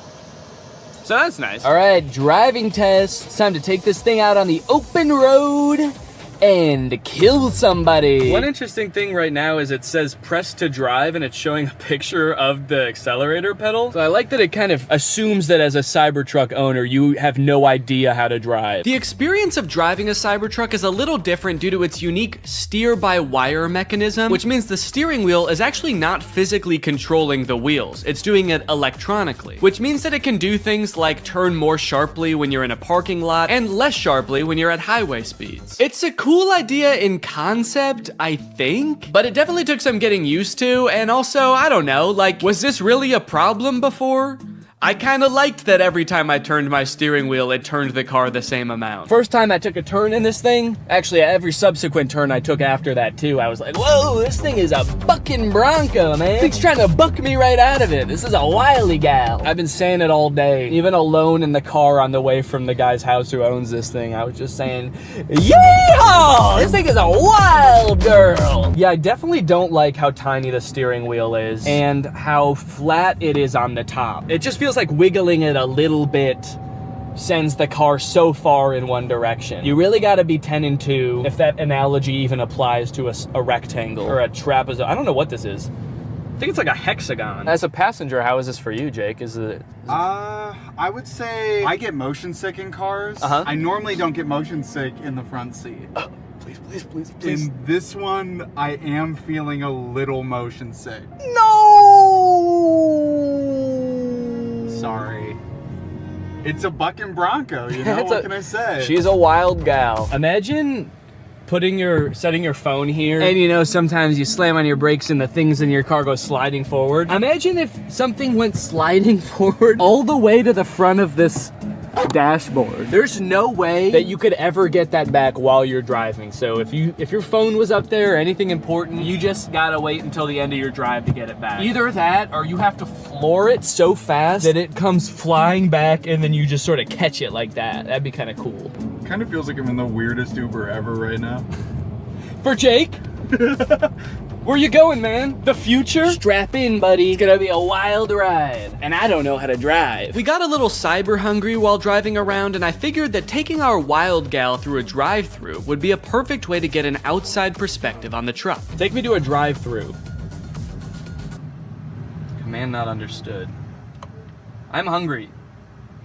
This command is not available yet. You're not allowed to be hungry yet in the Cybertruck. Hello, can I get one Butterburger cheeseburger? Anything else? That's it. It's 906. Thank you. I like the Cybertruck, by the way. Oh, thanks, man. I'm just renting it, actually, just for the day, yeah. I was thinking about getting one, so I just wanted to see if I liked it or not. Oh, testing it out, right? Yeah. Do you really like it? They look nice, yeah. Okay, yeah. Some people like it and some people hate it. I don't know if I really like it or not. Futuristic. Yeah. Nobody has that. Yeah. It's pretty cool. He looked kind of like he was going to laugh at me when I first pulled up. He was nice about it, though. He said he liked it. Do you think you really liked it? I may never know whether that guy really liked the Cybertruck or if he was just being polite, or worse yet, sarcastic. But while we were sitting in an empty church parking lot enjoying our meal, we were confronted again, but this time in a much stranger way. As we were sitting there minding our own business, a woman pulled up beside us and just stared into the car for a good like 30 seconds. This is very confusing. Just looking. The windows of the truck are kind of tinted, so I didn't know if she could see us, but I was worried that she was like security for the church or something, and we weren't supposed to be there. So I rolled down the window to ask if everything was okay. And finally, she spoke. Hello. How's it going? Yeah. Oh, sure, yeah. Thank you. Yeah. Yeah, I can show you. Yeah, of course. I'm filming a YouTube video right now. That's why I'm dressed up all weird. So I showed her around the car for a little bit and she took a ton of pictures. Also, I had taken off my wig, so I looked even more insane, but she never questioned it. Then she told us that her grandchildren would love this. And they live pretty close by, so she asked how long we'd be there for. We said probably 10 minutes, and she said, 30 minutes? And we said, okay. And then we waited for 30 minutes while she went to go get her grandkids. Yeah, of course. Come on over. They did indeed love the Cybertruck. What do you think? You like it? Yeah, it's pretty cool. Yeah? Cool. We went all around it. They asked a ton of questions. Their grandmother kept telling them to wave at the camera. So the back is a truck. It's got a truck bed in the back. Oh, a gaming room. That's a good idea. I think this kid must watch a lot of Brent Rivera or something, because when he saw the back of the truck, he was like, oh my god, it's so big. You could fit a secret gaming room back here. And then when he saw the frunk, he was like, oh. My day is going well. May I please have my picture now? And they loved it. Faith in humanity restored. They even sent me another prompt. May I please have an image of an extremely obese Donald Trump eating KFC fried chicken? Yeah, I'm not doing that. Oh, I also forgot about this weird prompt. Can you film a video about today's sponsor? This video has been sponsored by HelloFresh. Guys, kickstart your fall with great meals from HelloFresh. They handle all the meal planning and shopping and deliver all the ingredients right to your door, so the only thing you have to do is cook. They do all the hard stuff, and you get to take the credit. A brand new season calls for brand new meals, which is why HelloFresh has a new lineup for fall with 40 weekly recipes that can fit your lifestyle no matter who you are. They've got veggie recipes, family-friendly recipes, and fit and wholesome recipes, so no matter who you are or what you like to eat, they've got something for you. Hey, I've got a lot going on right now. I'm about to have a child, so the less I have to go to the grocery store and plan meals, the better, which is why I love HelloFresh. Here you can see us cooking a delicious pork bowl that we made this week. It was so tasty, and it only took like 25 minutes to make. Their quick and easy options are fantastic. And if you're looking for more than just dinners, HelloFresh has you covered. They've got quick lunches, easy breakfasts, and fresh snacks to keep you satisfied all throughout the day. The food is delicious, the ingredients are great, all of the produce comes from the farm to your door in less than 7 days, so you know you're getting the good stuff. So guys, if you want to make your life a little bit easier this fall, then head on over to HelloFresh.com and use my code 50TrulyGreg at checkout for 50% off plus free shipping. That's HelloFresh.com. Use my code 50TrulyGreg at checkout for 50% off plus free shipping. Thank you to HelloFresh for sponsoring this video, and thank you to you guys for checking out HelloFresh. Thanks for watching this video. If you're not subscribed, make sure you subscribe and turn on my notifications to join Greg. We are the fastest growing army on the internet, and you do not want to miss out, baby. I'll see you next time. Bye-bye. What's up, Greg, and welcome back to another episode of A Grown Man Spends 20 Minutes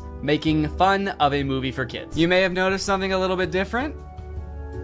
There's a microphone in the frame. I got a new stand for my microphone, and apparently the only way I can get it like close enough to me is by having it slightly in frame. So I hope this isn't super distracting. This would be kind of a crazy way for like one of those faceless YouTubers to film videos. What's up, guys? So today we're going to be talking about Zapped. And after watching this movie, I'm starting to think that the writers of Disney Channel original movies are not capable of writing a movie that's not about a teenager trying to control the opposite sex and mold them and craft them to their liking. You got Pixel Perfect, a movie about creating like the perfect girl pop star. How to Build a Better Boy, pretty self-explanatory in the title on that one. And then you got this movie Zapped, which is about Zendaya discovering that her dog training app can actually train boys to obey it can train boys to obey her every command.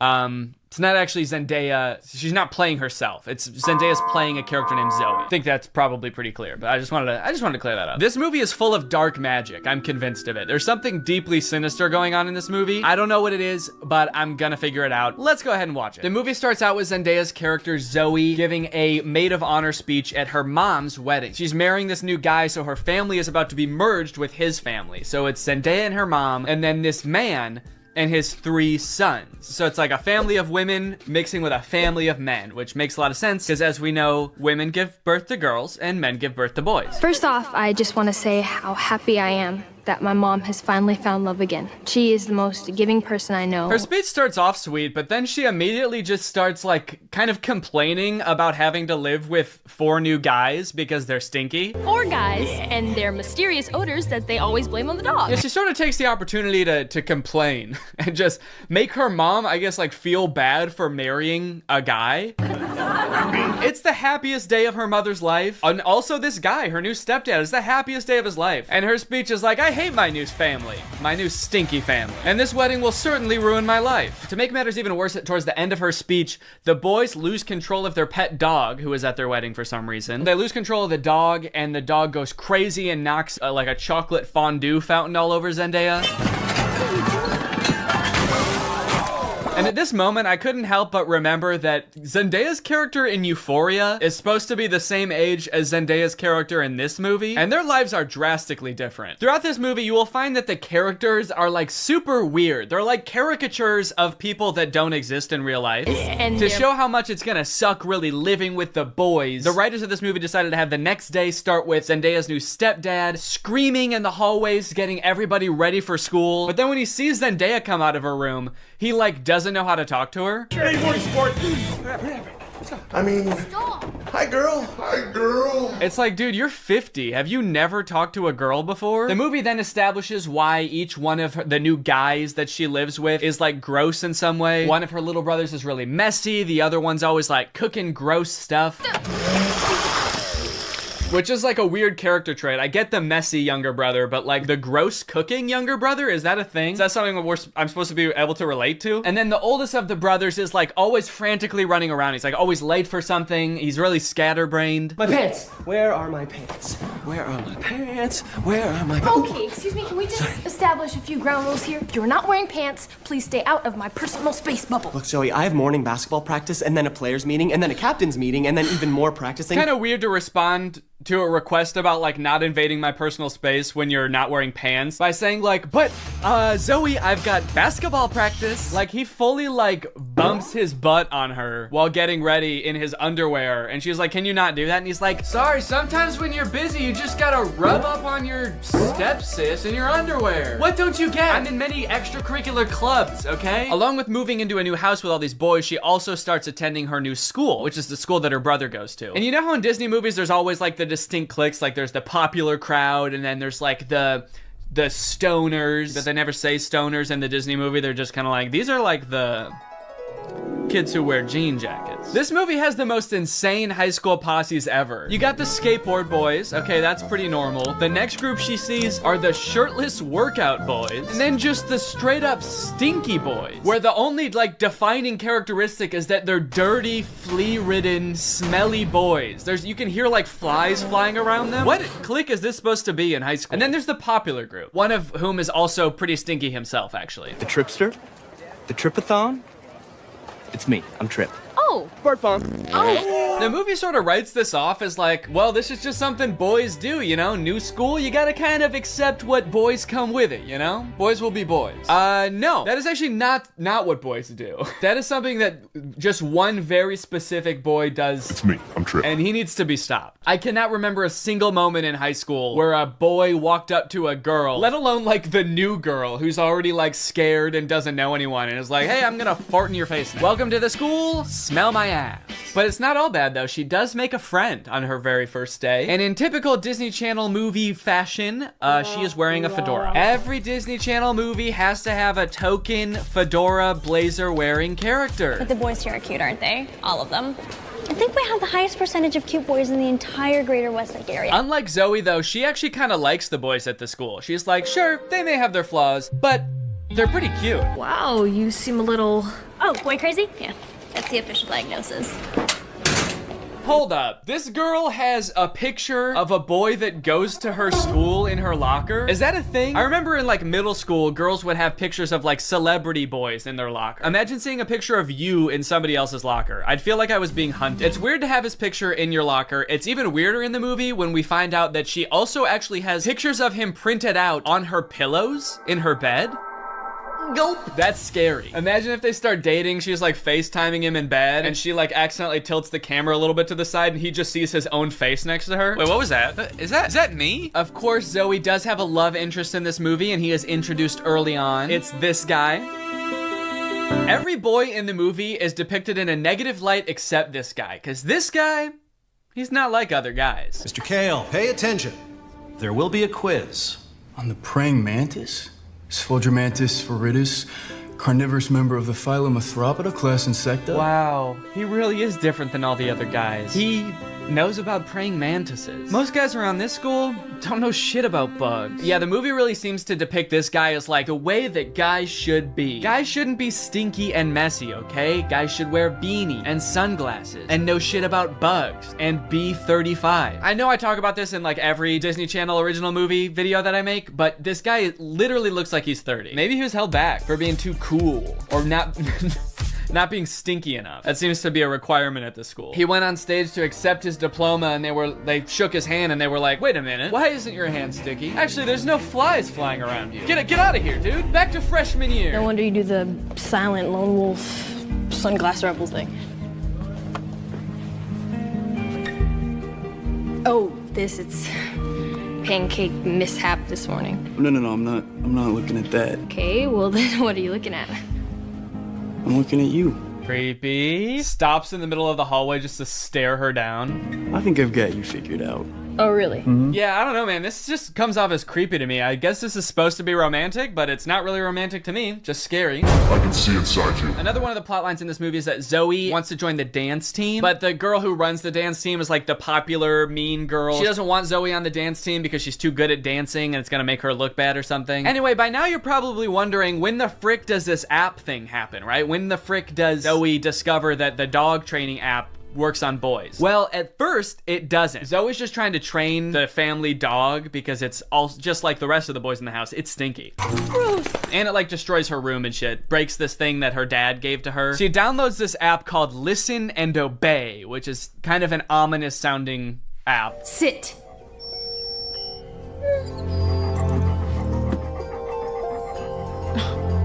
Shake. Right away, this app is already clearly cursed with dark magic, right? And the dog can even tell too, because you know what the dog does the second he realizes what's going on? He grabs her phone and runs off with it and tries to destroy it, presumably to break the curse. And then what happens next is honestly the most confusing part of the movie, okay? So the dog drops the phone in the bath. Her brother gets it out and tries to swing it around to get the water out of it. It flies out the window, swings around a satellite dish, slides down a solar panel, and lands in dog food. And from here on out, that app is now able to control boys. Any man or boy this app can control against their will. Sit.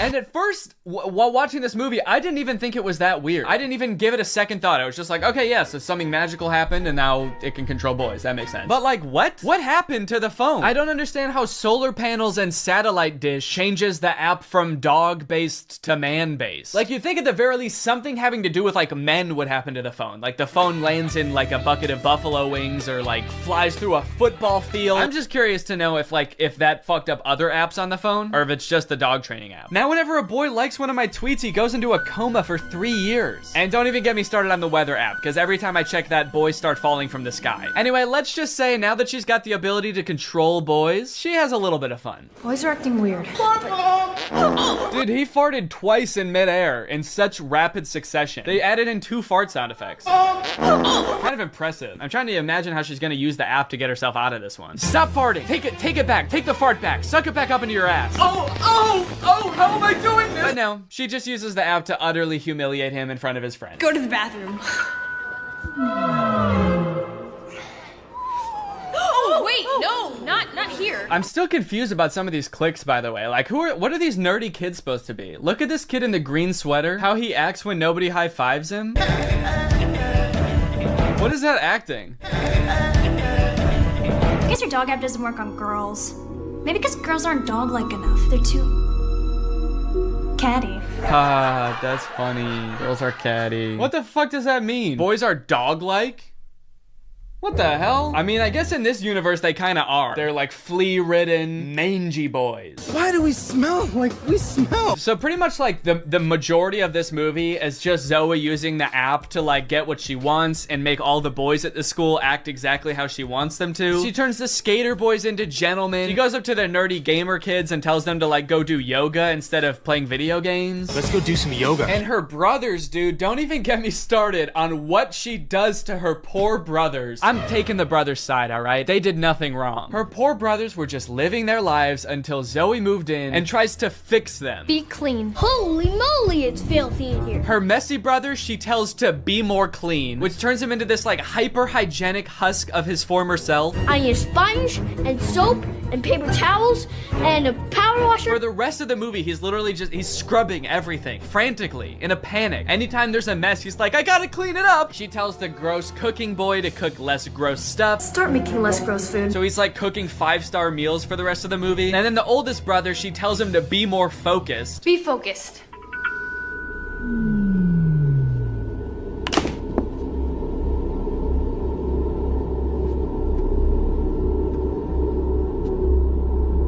Lampshade. The boy is just like focused on inanimate objects for the rest of the movie. He's just like staring at a lamp or at the basketball net. She turns her own family into like mindless zombies and she's like, this is better. This is nice. It's creepy, dude. It's eerie, this movie. In all honesty, dude, this show walked so that WandaVision could run. This is basically WandaVision. In fact, since they're both owned by Disney, I wouldn't be surprised if this was in the same universe. This is like a prequel to WandaVision. This is where she gets the idea. It's kind of funny how low the stakes are considering the power that she holds. She could like take over Wall Street. She could get rich. She could make anybody do what she wants. Any man. She could fix every war. Create world peace. In fact, I think her friend says that at one point in the movie. She's like, we could end every war with this. And Zoe's just like, yeah, we could, but I simply will not. I think it's more important that my brother stares at a lamp for the rest of his life. That's kind of the shit I'm on. Things aren't nearly as terrible as they were.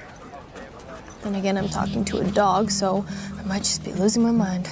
Hey, smartphone. In this scene, there's a little bit more development with the love interest. Zoe runs into him reading alone in the park. So what are you reading? Oh, no, let me guess. The Cool Guy's Guide to Wearing Sunglasses Inside. It's close.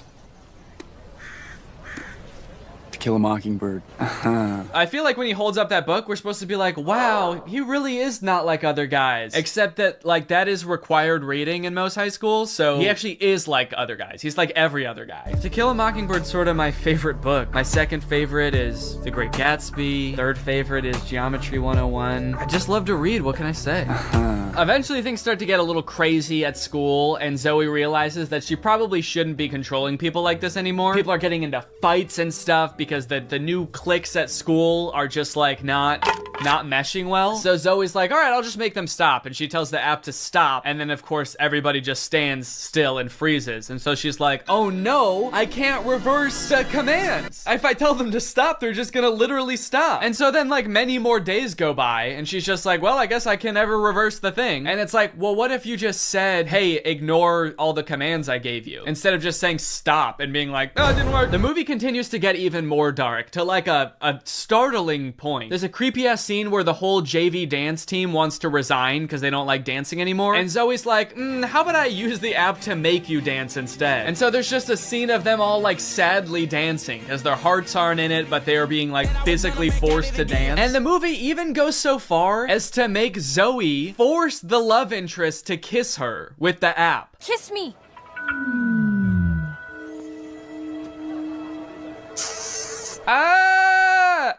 She just forced a guy to kiss her. Disney, what are we doing here, dude? What's going on? We need to have a talk with the writers of these movies. Anyway, Zoe feels bad after this, and she gets all stressed because there is a college scout coming to the basketball game. But Zoe's brother obviously isn't playing very well because the only thing he can do is like stare at an object for hours at a time. Welcome to a new season of Husky basketball. The Huskies have been struggling with practice, and there's a college scout in the stands. So tonight's game could be a nail-biter. I like that the scout is writing stuff before the game even starts. What do you think he's writing? Ball round, court shiny. Boys stinky. Just as the beginning of the movie made no sense, the ending also makes no sense. The phone falls into the wrong hands. The popular girl figures out that Zoe is using it to control people. I don't know how she figures it out. She just like sees Zoe holding it during dance practice and she's like, she's holding her phone while dancing? She must be using mind control. I gotta get that phone. Anyway, she steals the phone. At the basketball game, she just like starts making everybody obey her every command. Bow down to me. In order to get the phone back, Zoe's like, how about I just do whatever you want? I'll do anything you want. Just say the command. Hands. And then this happens. Roll over.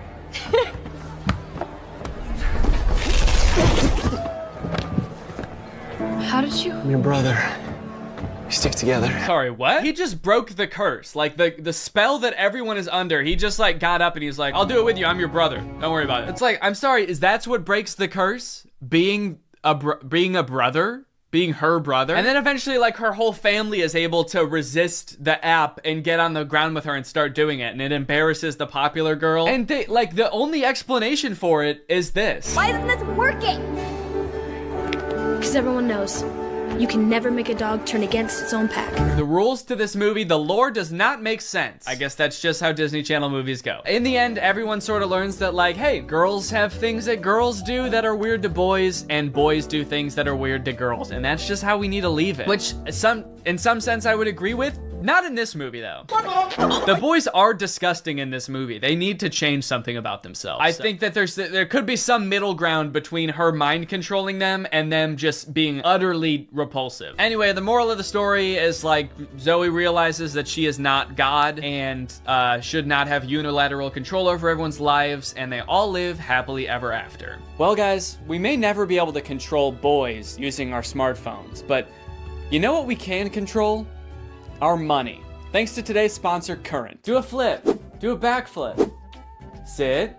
Speak. I love you, Father. Good boy. That's right, guys. Today's video has been sponsored by Current. Current is the future of mobile banking. You guys have heard me talk about how awesome Current is before, how flexible they are, how transparent they are with things like no hidden fees. But today, I've got something new to talk about, and that's interest. Because Current just launched a new feature called Interest where you can earn 4% APY on your money. That's 4% for your money literally just sitting there. That's right, you don't gotta be throwing money at the stock market or buying NFTs and investing in cryptocurrency to get some return on your money. With Current's interest feature, you literally just get 4% for your money just sitting there. And as if that's not already enough reason to start using Current, I am once again going to be giving away $5,000 with Current's help. So go ahead, download Current, make an account, use the code DANNYINTEREST for a chance to win, and so you don't miss out on that 4%. Signing up for Current is totally free to do. You can do it right now. So honestly, there's really no reason not to. All right, well, thank you to Current for sponsoring this video, and thank you to you guys for checking out Current. They've been a long-time sponsor of the channel. They've helped me do some amazing things,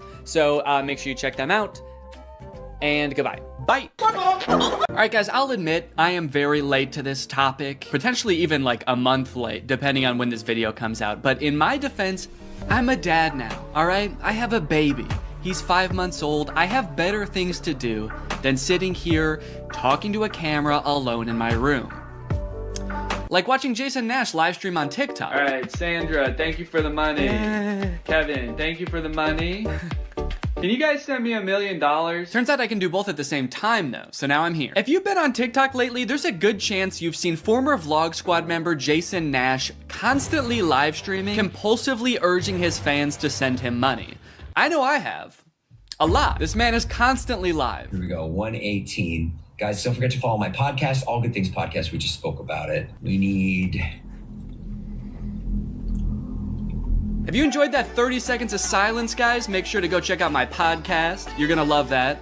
It's completely silent for an hour. Like me, a lot of people were pretty confused to see this. At one time, Jason Nash was a part of the most popular group on YouTube, and now he's battling the Joker for gifts on TikTok. What a way to start the day with Tommy Two Coats. Tommy, thank you so much for being here. If you've never seen one of these TikTok gifts battles before, basically there's two creators and you send gifts to the respective creator that you're watching. This bar at the top indicates who has the most gifts, and when time runs out, whoever has the most gifts wins. Their prize? All of the gifts that they got during the battle. And then the second place person also wins all the gifts that they got during that battle. So needless to say, there's a lot at stake. This is a live stream where Jason is actually battling his wife, Naveen. Why don't you come down in the room? I'll let you in. You can come back in the house now. Yeah, come back in the house, man. You look like Batman standing over the city. Now, hang on. If they're married, aren't the gifts just going to both of them? What kind of charade is this? Now, at first, I kind of assumed that most of the people watching these live streams were children. And I was like, ooh, that is super weird, just like asking children for money. You're basically just asking them to steal their parents' credit cards. In a way, I sort of thought of Jason Nash as like a babysitter, but he's also babysitting 1,000 other kids. And if you start choking, he's not gonna call 911 because he can't see you. But after tuning into a few of his streams and actually like clicking on some of the profiles of people watching, I realized that it's actually mostly adults, which was very surprising to me. Guys, what are we doing here? Stop that. I promise you there are like 1 billion other better uses for your money than helping Jason Nash's wife crush him in a gift battle. Fun as it may be. The reason I wanted to make this video is because I think that it's kind of a very interesting look at the career span of a creator. It's a pretty new career, all things considered, and like nobody's been a full-time online creator for 40 years, so we don't really know how long this career is supposed to last or how it will evolve over time. So I think it's worth looking at why Jason Nash is here. Between the years of 2016 and 2020, David Dobrik was seemingly at the top of the YouTube ecosystem. What started as David just sort of goofing around and filming his friends as up-and-coming content creators quickly turned into partying all the time, collabing with huge celebrities, huge giveaways, and giant sponsorship deals. And if you didn't watch the vlogs around this time, you might think that David was like the biggest part of them, but it was actually more his friends doing the heavy lifting. David was always behind the camera, and sure, he would laugh a lot, and you'd hear him laugh. But I really feel like the reason people tuned in was sort of to live vicariously through David and experience the goofiness that was all of his friends. So while all of the vlogs were on David's channel and David was inevitably the most popular member of the vlog squad, I really feel like he owes most of his success to his friend group. But it was a fun time. I watched a lot of the vlogs back in the day and I really enjoyed them. It felt like you were a part of this friend group. And in a lot of ways, you were like the members of the vlog squad, because like the members of the vlog squad, you also were not getting paid for your appearances in the videos, which is something that I always found kind of weird. David's friends never got any sort of payment. Their only payment was in exposure. And so what kind of ended up happening was, because everybody else around David wanted to launch their careers off of David's vlogs, they all started vlogging too. But because they would always be hanging out together, all of their vlogs seemed to be just like the same situation from a bunch of different angles, and everybody was holding vlog cameras. It got pretty out of hand for a while there. Eventually though, during the pandemic, a bunch of stuff happened that caused David to take a step back from vlogging. Mainly a bunch of scary accusations about one of his best friends, Dom, and also him almost killing one of his other best friends, Jeff Wittick, by slamming him into the side of an excavator. After losing a bunch of followers and probably more importantly, a bunch of sponsors, David posted an apology saying he was gonna do better. He said he was gonna take steps to make sure his vlogs were a safer environment for the people in them. And I want to be able to have a place of checks and balances. I want to have HR. If he had to choose between quitting vlogging or doing it safer with an HR team, he was gonna do that. And then he quit vlogging. Currently, David is still presumably very rich. The only place he really posts is on Snapchat, and from what I can tell, he mostly just goes around and tours really expensive houses and parties a lot. He doesn't seem to have any ambitions of creating more content on YouTube. In a lot of ways, he's sort of like the Great Gatsby of social media now. But without David sort of manning the ship that was the vlog squad, a lot of the other members basically had to figure out other avenues and other ways to make money and maintain their following after the vlog ended. Zane and Heath have a pretty successful podcast now, so does Jeff Wittick. Carly and Aaron, I believe, have a podcast too. But I feel like Jason Nash, out of the entire group, is having the most trouble adjusting to the post-vlog era. He has a podcast, but it's definitely not getting the same numbers that his podcast with David did, views, back in the day, which David also quit. Despite them, I think, getting a bunch of really great offers that would have changed Jason's life, David decided to quit because he didn't want to do that anymore. He wanted to be the Great Gatsby. So Jason has now been left to fend for himself, and it seems like TikTok gift streaming is what he has turned to. You excited to go to dinner?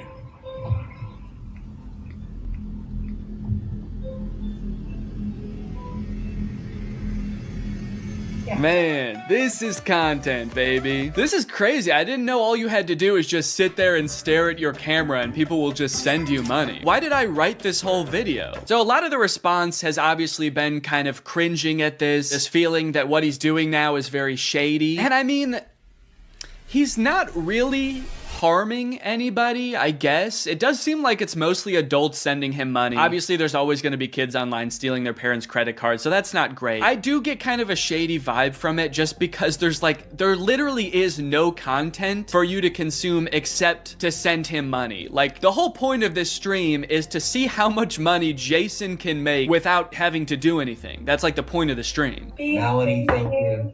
Let's go. And you could argue that Twitch streaming has donations and, you know, a bunch of other live streaming does too. But I would argue that there's at least some content behind that. Someone's playing a video game or they're doing a podcast live and the donations are just a little bit extra on top. It's not the content itself. I've also seen a lot of people wondering like, wait, isn't David super generous? During his vlogs, he was always giving away cars. He was paying for people's weddings, just like handing out PlayStations to people on the street. Surely he could just help Jason if he's struggling financially, right?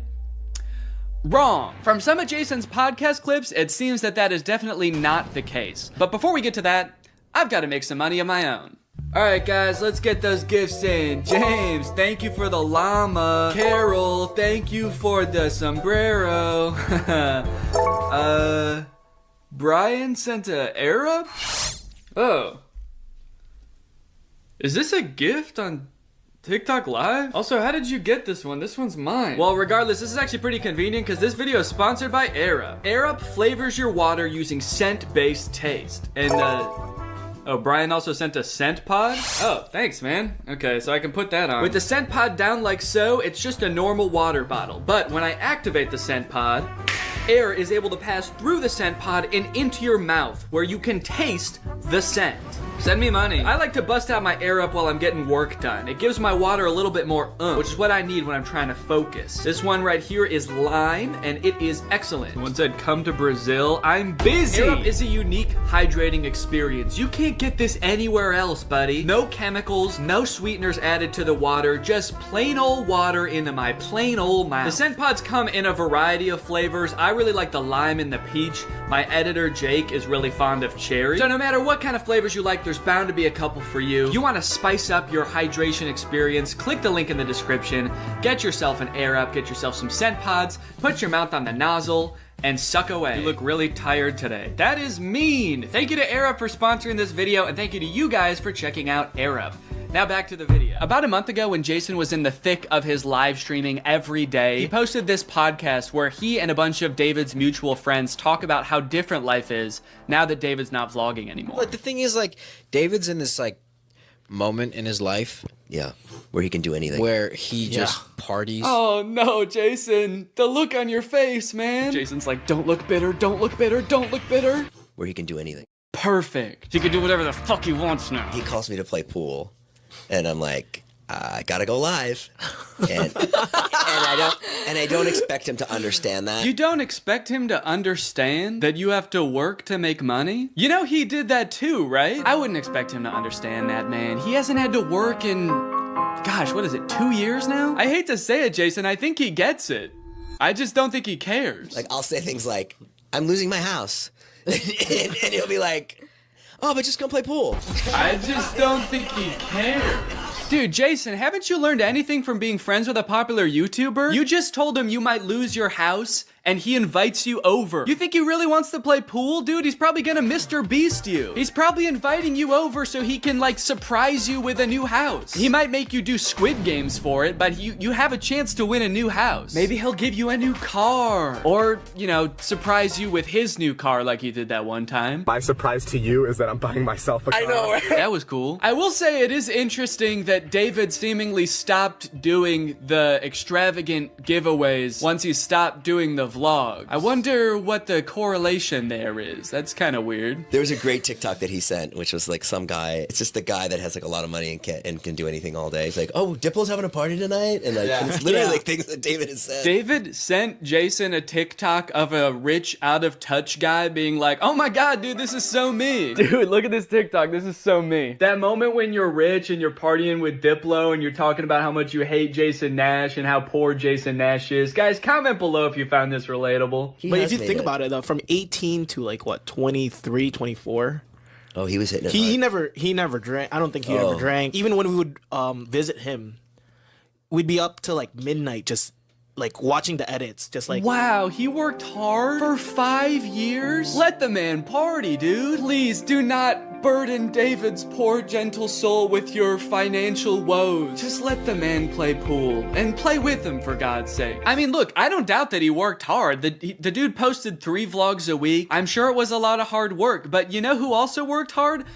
Everybody in his vlogs. I mean, that dude just said it himself. They all stayed up with him until midnight watching the edits to make sure they were good. This was a group endeavor. And I know what people say. They say like, well, David gave them the opportunities, you know? He didn't have to make them famous.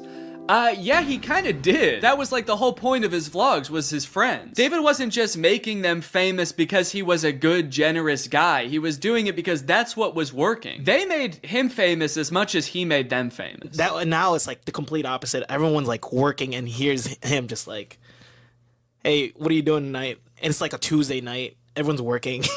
Yeah, man, that is kind of a crazy switch. Whereas before, David was working and everyone was helping him. Now everyone else is working, so naturally David is partying with Diplo. Naturally, a lot of the conversation around Jason's live streams has revolved around the confusion as to why he wouldn't just get like a normal job if he was strapped for cash, or if like the social media thing wasn't working out. Can someone make Jason Nash a fucking DoorDash account? People are wondering, why is he pursuing this career that is like universally seen as embarrassing or cringe, rather than just getting a 9-to-5? And I totally get that criticism, because I do love being a creator. I love getting to be my own boss. I love being creative on a daily basis, working with people that I'm really inspired by, entertaining people. But if this exact version of being a creator stopped being feasible, would I start doing gift streams on TikTok? Hell no. And not even necessarily because it's like embarrassing or cringe. It's just that like what I enjoy about being a creator, that does not accomplish. There's no being creative. There's no entertaining people. At a certain point, you like strip out all of the fun parts of the career and you just have only the most superficial parts of it left. Just money and fame. So no, if like this YouTube channel didn't work out anymore, there's a billion other things I would rather do that would be more enticing to me than like gift streaming on Twitch. But maybe Jason likes it. He doesn't look like he does, but maybe he does. On the other hand, I could say that Jason is also older. He's lived a lot more life, he's had a lot more experience, and his career in the entertainment industry has gone through a lot more ups and downs than mine has. From what I can tell, Jason has been a stand-up comedian, he's been in TV shows, he's been a podcaster, a Viner, and a Vlog Squad member, and now a TikTok live gift battler. Between all of those seasons of his life, I'm sure there was downtime where he could have thought, oh, maybe this isn't for me, I'm gonna get up and go get a normal job. And then, lo and behold, the next opportunity comes along. So in some sense, I do understand if Jason's mentality is like, maybe I'm just gonna do this for a little while until I get my next thing off the ground. And I know that when I started Vine, people said the same thing to me. They're like, what are you doing? Why are you doing Vine? You know? And I was like, okay, this is what I'm doing. And then I did YouTube, and people were like, why are you doing YouTube? And I feel like when you're first to something, that can really pan out. Yeah, I do get what you're saying, but also I don't know if this is the same as Vine and YouTube. Saying he's the first to this new thing like TikTok gift battling is gonna be the next big thing is very worrying to me. Please don't make that the next big thing, guys. On top of all that, there is this sort of like gamification in your head that happens when you're a content creator. Because so much of it is like numbers based, you're always looking at your analytics, hoping your numbers go up. It becomes kind of a game in your head to see if you can do better than you did last month or last year. Because of that, I feel like in a lot of content creators' heads, quitting or pursuing a different career path is seen as like losing the game, even if it's subject subconscious. That being said, I don't think that's a healthy way to look at it, and I would encourage people who are pursuing being a creator to find other passions that, you know, if this didn't work out, you could pursue that instead, because I think just clinging to relevancy for relevancy's sake is not a good thing. But why try to guess what Jason's thinking when someone literally asked him on his own podcast why he doesn't just get a job? This isn't me saying this as a negative thing. I'm just totally asking. Please. Yeah. Why don't I get a real job? No, I know why you do it. Yeah. But like... No, man. I know why you do it. It's pretty clear to me. But could you tell everyone else why you do this? Someone said that the other day, why don't you get into real estate? I'm like, I hate it. I don't have a real estate license. Bo Granny? Oh yeah, I forgot. You have to be born with a real estate license to do real estate. But darn, Jason Nash was born with a TikTok account. So he has to do that instead. Right. Now look, would I be on TikTok Live if I wasn't in like a financial hole? I don't know. Probably not. But also like YouTube wasn't really working. And I needed to find something. OnlyFans. I can't do OnlyFans. This is such an unrelatable thought process to most people. YouTube is not working out for him, and his first thought is OnlyFans? TikTok begging people for money? It just comes off as being so set on being an influencer that nothing else matters to this guy. Listen, it is what it is. It's like I was on Vine, I was on YouTube, I was on Snapchat, and now I'm doing this. Don't say it like that. Now I'm doing this. I mean, I do like it. No, man, I don't think you do. Not after that. We all saw that. So anyway, it is what it is, and I have to do it because I love it, and it's my favorite thing. Phew, that was close. Hey, we can hear you. What? You said that was close out loud. Oh no! Do you ever think about going to DoorDash or to like a? I just never thought it's it's entertainment or nothing. I don't care what it is. Like, what would you suggest I do? No. It's just that Let me get a job at Lululemon. From what I can gather from this clip and the way they're laughing about the prospect of being a DoorDash driver or working at Lululemon, those jobs are not even on the table for Jason. I don't know his personal finances, but Jason lives in LA, he owns a house, he has kids, he has a wife. So I feel like when he's saying things like, I don't have any other skills, what he's really saying is, I don't have any other skills that would allow me to live the exact same life that I'm currently living. And honestly, I could understand if he really does like the TikTok live streaming thing, but don't laugh at other jobs like Lululemon or DoorDash like you're so above doing them, yet you're on TikTok literally asking people for money. And I do totally get that Jason has kids that he has to support, that I'm totally empathetic to that situation. It is kind of ironic that his solution to that is to ask other people's kids for money online. But that's neither here nor there. This whole situation kind of reminds me of this TikTok I saw about a month ago. My Roman Empire is all of those influencers who dropped out of college or quit their jobs, moved to LA, then became irrelevant. Like, where did they go? What are they doing now? One interesting thing that I don't know if a lot of people know is that I feel like a lot of creators who get into this situation can actually leverage some of the connections they make while they're relevant and some of the skills that they've learned to get jobs at like marketing agencies, talent agencies, social media companies, or working for other creators behind the scenes. There's actually a lot of opportunities out there, which I would know because my first job out of college was working for a YouTube MCN. While I was still on Vine, I graduated college and I was worried that that wasn't going to be a stable career, so I actually got a job working at an MCN. And then I also worked at the YouTube channel Corridor for a while before my YouTube channel took off. So just throwing that out there, there are other career opportunities where you get to be involved in the creator space, even writing or acting, stuff like that. But it doesn't have to be your operation. You can just get a stable job. All right, it's time to talk about David again. While everyone was making fun of Jason for doing the TikTok live streaming thing, David paid him a visit on Snapchat. Dude, you're kind of becoming a legend on TikTok now. I know.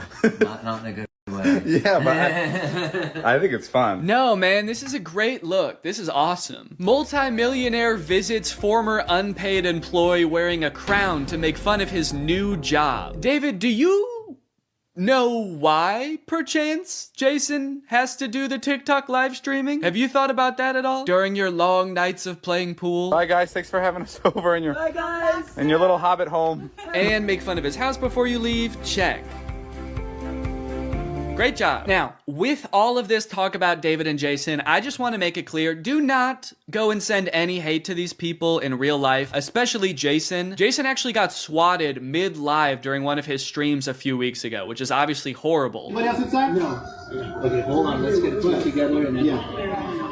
This is obviously a horrible situation, actually terrifying. But I cannot help but break a little smile when I look over and the two people he's gift battling are the Dobre brothers. I don't think there's a single funnier sight than watching the two of these blankly stare into the camera not understanding what's going on. Also, imagine your gift battle opponent getting swatted and he's still crushing you, dude. That's gotta hurt. My big takeaway from all of this is if you are pursuing being a content creator, I would heavily recommend being super careful about the way you go about it. I would highly recommend not letting your success be at all related to the success of another influencer. You don't want to be the guy from David's vlogs when David stops the vlogs. Also, save your money. This career that we have, we don't know how long it's gonna last. I mean, I sort of view it as being any other type of entertainer. You're only relevant for so long, or like an athlete or something. You can only be in your prime for a certain amount of time, so save as much as you can. It's really easy to get caught up in the lifestyle of an influencer and like partying all the time and flying on private jets, buying expensive cars. And if you can make this career last for like 20 to 30 years, that's awesome. That's insane, but it's definitely not guaranteed. So just be careful, all right? For me, for your old pal Dan. Alright guys, well I hope you enjoyed this video. If you're new here and you're not subscribed yet, make sure you subscribe and turn on my notifications to join Greg. Greg is what I call my fans here on YouTube, and if you just watch this whole video, that means you kinda gotta be a Greg now. I don't make the rules, sorry. Except for that rule I actually did make, but all the other rules I don't make. Alright, I'll see you guys next time. Bye-bye. What's up, Greg? Lately, I've been seeing a lot of discourse around alpha male podcasts on YouTube. I've seen a lot of really good commentary videos talking about these insanely misogynistic podcasts where the hosts, under the ruse of giving dating advice for men, will basically just insult women for an hour straight. Guys, here at the Fit Wolf podcast, we know that the dating game is tough these days, you know? Men don't know what women want and are finding it harder and harder to find a good girl to settle down with. So tip number one to finding a good girl is invent a time machine. Invent a time machine and go back to the 1750s, because that's the only way you're gonna find a decent woman. Because every woman nowadays is a thought. That's right. Every single Michelle out there that I used to date a month ago is a thought. They get mad at the dumbest things, like saying that women have no inherent value and their only purpose on this earth is to bear my children. And they forget to turn off location sharing even though they broke up with me a month ago. Michelle, I know you're over at my friend Brandon's house right now. I'm outside. But I think I might have found something that takes things one step further. I saw this video on Reddit the other day that's a trailer for something called The War Room. And instead of being a podcast for these like alpha male, misogynist, entrepreneur type guys, this is a club for those same types of guys.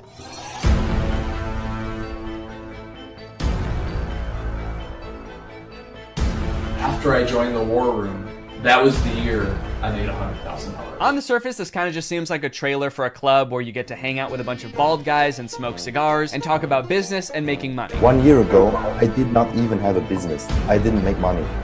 Now I make 5 figures every month. I didn't have a business. I didn't make money. I didn't even want to start a business before I was forced to join the War Room at gunpoint a year ago. But now, I have a business where I'm selling fitness products to all of my friends. And if I get them to sign up too, and their friends to sign up too, and their friends to sign up too, I could be making minimum wage. But if you watch a little bit longer and you look a little bit closer, there's more here than meets the eye. For example, quotes like these. Making money is easy. You just take it from somebody. Doesn't sound like making money.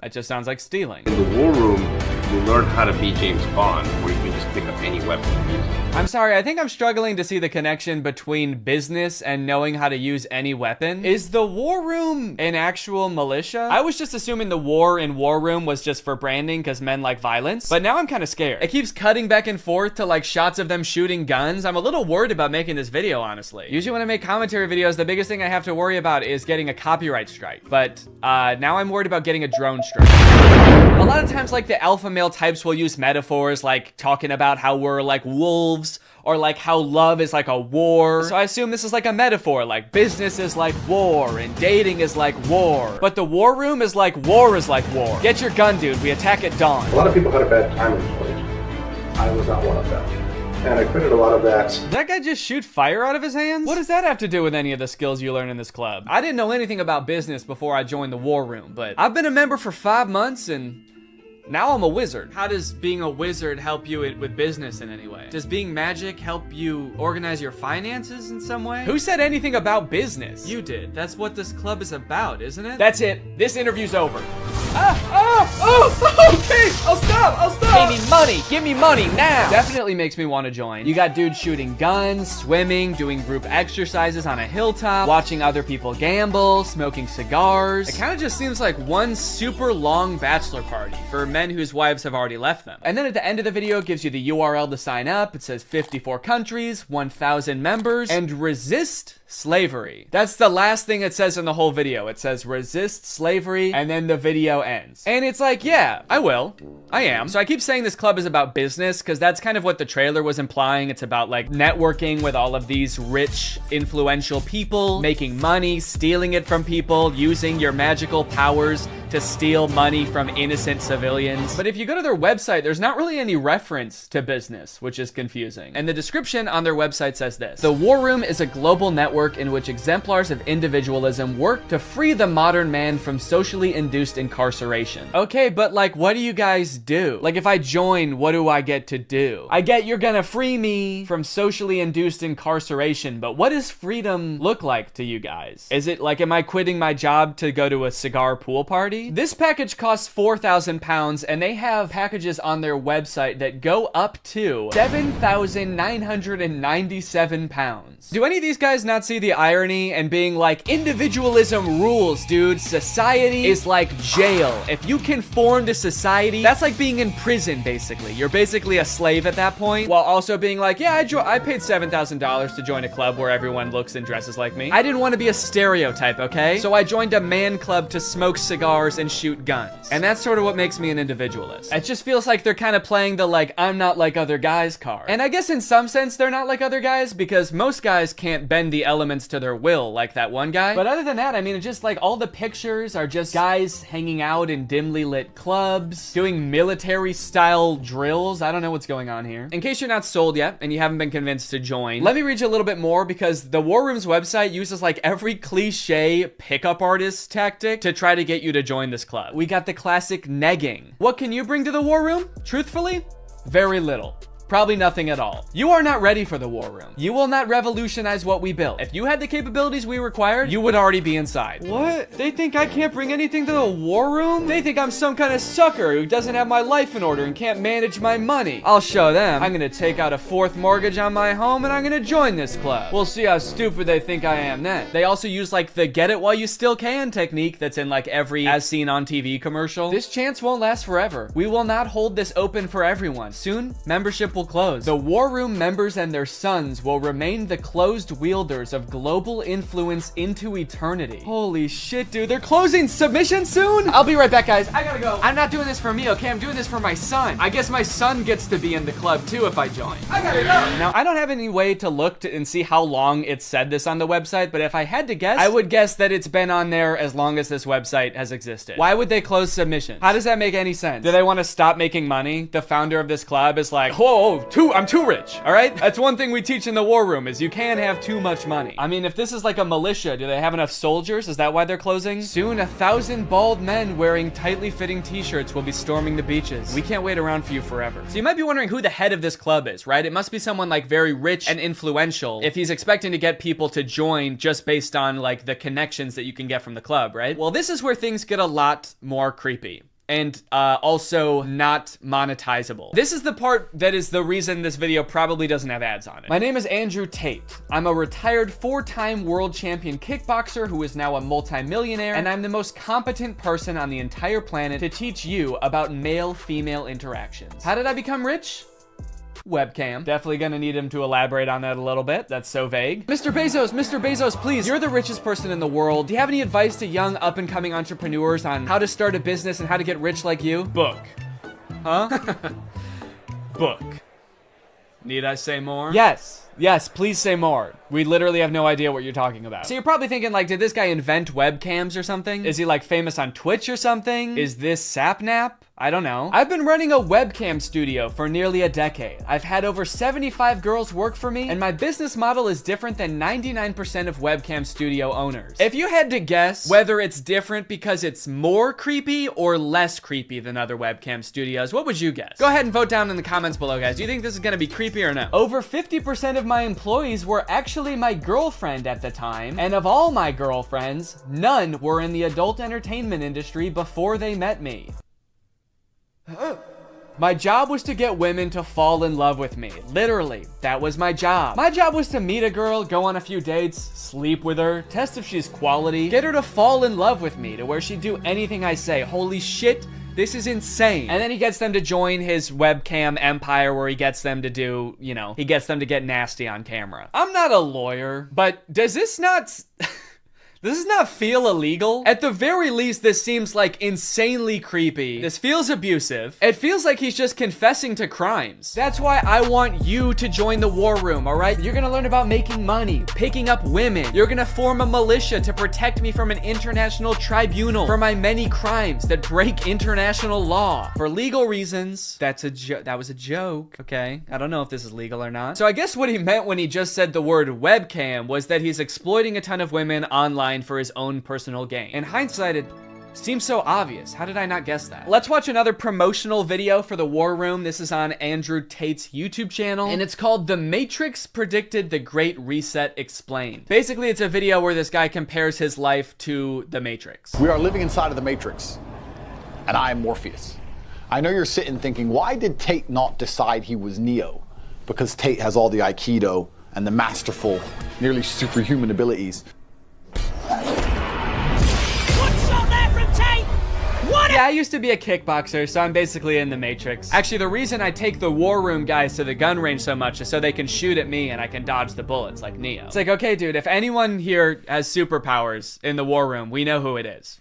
And it is not you. And when I say we're living inside the Matrix, I'm not stating that with irony or as a joke. We are genuinely, actually living inside of the Matrix. The Matrix is real. Yeah, something tells me that even though he keeps saying literally, and this is not a metaphor, that it is a metaphor. Something tells me he's not literally saying that we're living in a computer simulation that's controlled by, like, aliens or whatever the Matrix is about. I actually haven't seen the Matrix.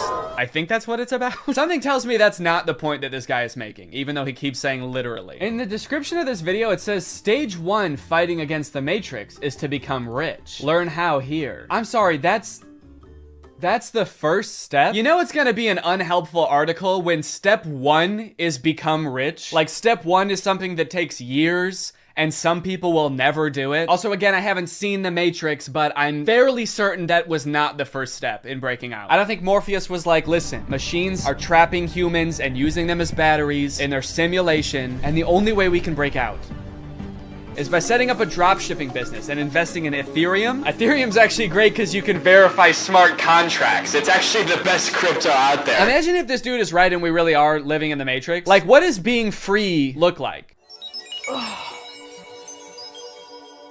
Oh my God. I did it. I'm free. I made it out. All right. Hey guys, we got another one. All right. Welcome to the club, buddy. Hell yeah. Congratulations, man. Yep. You finally made it out of the simulation. Thank you guys so much. Where's everybody else at? What do you mean everybody else? Yeah, the only other person here is my girlfriend who I'm scamming. Or I mean dating. Yeah, but I mean like in the whole world. Like there's gotta be more than just you guys in the real world, right? What the fuck? You don't like us? No, it's not like that. I mean, sorry. I was picturing there being more than just like 3 normal guys in a room when I exited the Matrix. Normal? What the hell, man? Yeah, we're not normal. We shoot guns and make money out here. Yeah, we're big into making cash out here, man. Did they do that in the Matrix? They actually do, yeah. Not the way we do it. Okay, how do you do it? Hey, you're stealing my shit! Okay, I'm just saying, all things considered, you guys don't really seem that different. Honestly, if anything, this seems more like a simulation than the world I was just in. How so? Look at you guys. You're all holding guns. All you do is talk about business. You guys are like NPCs from GTA. You all look like slight variations of the same sim. Are you guys sure this isn't a video game? All right, man, as if I'm gonna take advice from a beta-ass bitch like you anyway. I'm just saying. Okay, that was actually sick. You guys should have led with that. How was that not the first thing you guys wanted to show me? You know what, man? Get out of here.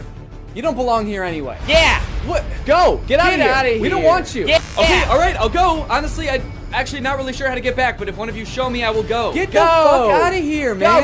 Get lost. Get you go. son of a Go. gun. What are you still doing Get out of here? Go. I feel like this is definitely a video game. How can I keep my husband? I want to keep him happy. And I think all the women listening too, they want to know the secret. I'll tell you the secrets. Men are biologically designed. We're evolutionarily hardwired to seek status. You want power, you want status, you want the fast car. You don't care about the car. You want everyone to know you have the car and they can't have the car. Right. If everyone had a Lambo, you wouldn't want a Lambo. So every single thing we do is status driven to some degree. It's true. Meaning the female we are with has to add status to our lives in some form. If you want to keep your man happy, you need to think, how do I make my man look better to the world? How do I make him look better in front of other men? What a bizarre take, dude. How to be a good woman? Make your man look good to other men. You basically need to be a wingman for your husband to pick up dudes. I hate arguments like this so much. Alpha dudes are always trying to bring up like what men are hardwired to do. What have men been evolutionarily designed to do? Here he's saying that like men are hardwired to seek status. Men want a Lamborghini. You know how every man want a Lamborghini because it's a status symbol. Even if it worked out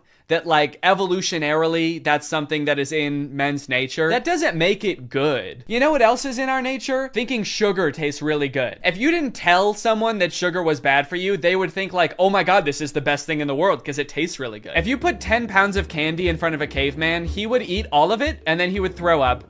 And then he would die, probably, because he's never eaten that much sugar before. But hey, I guess that's just kind of what he was hardwired to do. So if you want to be a good cave wife, you gotta go out there and you gotta get your man as much candy as you can find. You want to go to the store and buy him one of those lollipops that's as big as his head that he always wanted when he was a kid, but his mom would never let him have. And that's the only way to keep men happy, all right? These alpha male type guys are always trying to sound like scientific. Like this is the science-backed way to attract a mate. And this is the evolutionary way that relationships are supposed to be. But I feel like if they were being honest, they would recognize that there's a difference between what humans like naturally are inclined to do and what is healthy and what is sustainable. You know what else increases your status? Murder. Can't be anyone higher up on the hierarchy if they're all dead, right? It's weird. I don't see any of them advocating that. But it's the same primal instinct that they're talking about, so why don't they? To prove what a sick and cool lifestyle this guy has, here is a video that he posted on Christmas while apparently alone in a hotel room.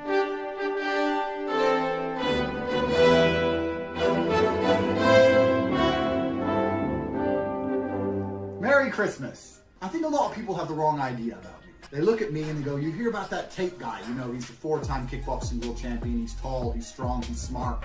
He's fucking gorgeous. That's the wrong idea? People have the wrong idea about me. He's smart, he's rich, he's tall, he's funny. When in actuality, I am short, rude, and poor. Anyway, yeah, that's the war room. I feel like this video took a lot of twists and turns, but as I kept clicking on different links on this dude's website, I just kept getting more and more shocked at what I was finding. So hopefully this was an entertaining video. I was considering purchasing like a war room membership as part of a follow-up video, but I honestly do not feel good about putting any money in this guy's pockets. I'm honestly a little bit worried that if I paid this guy 7,000 pounds, it would go towards like more guns or like a prison cell for his employees. But anyway, I hope you guys enjoyed this video, and now it's time to talk about our sponsor. Guys, you know what you're probably not gonna get if you spend $5,000 to hang out with the guys from the war room?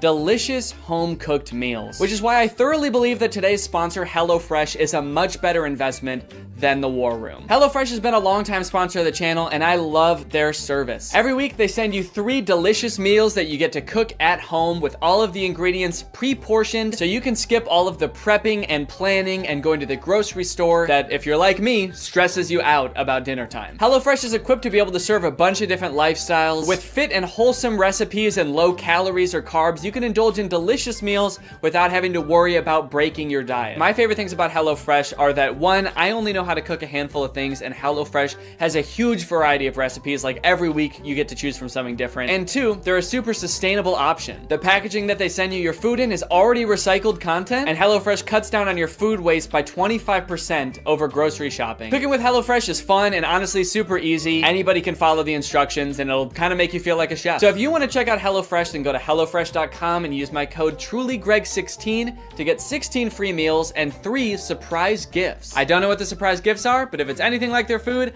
I'd say it's worth it. Thank you to HelloFresh for sponsoring this video, and thank you to you guys for supporting my channel by checking out HelloFresh. All right, thanks for watching. Bye. Croc, croc, croc, croc, croc, croc, croc. What's up, Greg, and welcome back to another episode of Croc. If you've watched my channel for a long time, you may remember me making a video about the movie Standing Ovation like 5 years ago. And you might think that that movie should have nothing to do with the movie we're going to be watching today, Croc. Because, well, Standing Ovation is about a ragtag group of girls competing in a singing and dancing competition, while Croc is about a man-eating crocodile brutally murdering dozens of people. Come to think of it, in Standing Ovation, I don't think even one person is brutally murdered by a crocodile, but the movies are related nonetheless, because they were both directed by this man, Stuart Raffill. Stuart directed Standing Ovation, he directed Croc, he directed another movie called Bad Girl Island, which I'm very curious about, and he also coincidentally directed Mac and Me, that E.T. ripoff from the 80s that Drew has talked about on his channel, and also Paul Rudd always used to bring a clip of on Conan. This man has a prolific career of creating low-budget films that leave you questioning if what you just watched could even be considered a movie. And it's no different. All right, man, what was your strategy here? What are you doing? Why are you even in that position? That's not gonna help you get away. Maybe if I just pretend I'm already dead, he won't be mad at me anymore. Maybe he'll feel guilty. And then he won't want to eat my whole head. Oh no, he ate my whole head! Now I know what you guys want. You just want me to go through and show you all the scenes where somebody gets eaten by the crocodile. You know how I know that? Because this whole movie is on YouTube and all of the most rewatched parts are the parts where somebody gets eaten by the crocodile. But first, the movie has to introduce all the characters and set up the plot and the story. Blah. But hey, at least the plot of this movie probably mostly revolves around the crocodile, right? Oh, no, don't worry. That crocodile doesn't want to eat you. He wants to sleep with you. But unfortunately, she's mine, so back off! Does that make you feel better? She's not having it, but don't worry, Jack's not getting his farm shut down. He's the main character of this story. He knows how to treat his animals. He's a good old American boy. USA! USA! He's a pretty rich guy, yeah? That line is my favorite line in the whole movie. The inflection is so strange. He's a pretty rich guy, yeah? What? Don't worry, kind stranger, as we've grown quite fond of your nephew over these past, 12 seconds. So naturally, we decided to help you commit arson to escape the police. Time to skip town, right? Now that the police, animal welfare, tax enforcement, and this construction company are all after him, nope, he just goes back to work like nothing happened. But not before someone else gets killed by a crocodile. Also, not before we talk about today's sponsor, Rocket Money. I signed up for Paramount Plus so I could watch old seasons of Survivor, but unfortunately, the experience of using Paramount Plus is so bad that I never use it. I don't know if it's just the app on my TV specifically, but episodes of that show used to be shot in a 4:3 aspect ratio, but Paramount Plus stretches it out to widescreen. Meanwhile, all of the ads, which are shot in widescreen, for some reason are squished down to 4:3. Also, pausing doesn't work. It actually took me like days to even sign up for Paramount Plus. I don't know why. I tried on every device and they just didn't want my money for some reason. That being said, I am very happy that Rocket Money is sponsoring today's video because it gives me a good excuse to complain about Paramount Plus. I stopped using it a while ago but forgot to cancel the subscription, which is why Rocket Money comes in handy. Rocket Money safely and securely identifies recurring charges and lets you cancel those subscriptions with just a couple of clicks in the app. You don't need to worry about pesky customer service calls. You don't need to worry about Jeff Probst coming to your house to ask you why you're canceling your subscription. It just works. Rocket Money also has some great budgeting tools. You can monitor your spending by category, create budgets so you can get the most out of your money, and develop good saving habits. Rocket Money has helped save customers up to $740 a year when they use all the features, with over $500 million in canceled subscriptions. So to save more and spend less, join the over 5 million members using Rocket Money today. Go to rocketmoney.com/Danny or click the link in the description to get started with Rocket Money for free. And you can also unlock even more features with premium. That's rocketmoney.com/Danny to get started for free. Thank you to Rocket Money for sponsoring this video, and thank you to you guys for checking out Rocket Money. Now back to the video. After the whole escaping from the police incident, 2 of those teens from the bar decide to go make out in the ocean. This is great. They're smooching, they're making out. The boy goes underwater to I actually don't know what he was planning on doing down there. It kind of looks like he's going to suck on her toes. But you know who that attracts? The Croc! The Croc said, hold on. If anybody's sucking on anybody's toes around here, you better believe it's gonna be the most sexually aggressive reptile. So he eats the boy, and then he eats the girl. All while this lone, terrified girl watches on in horror.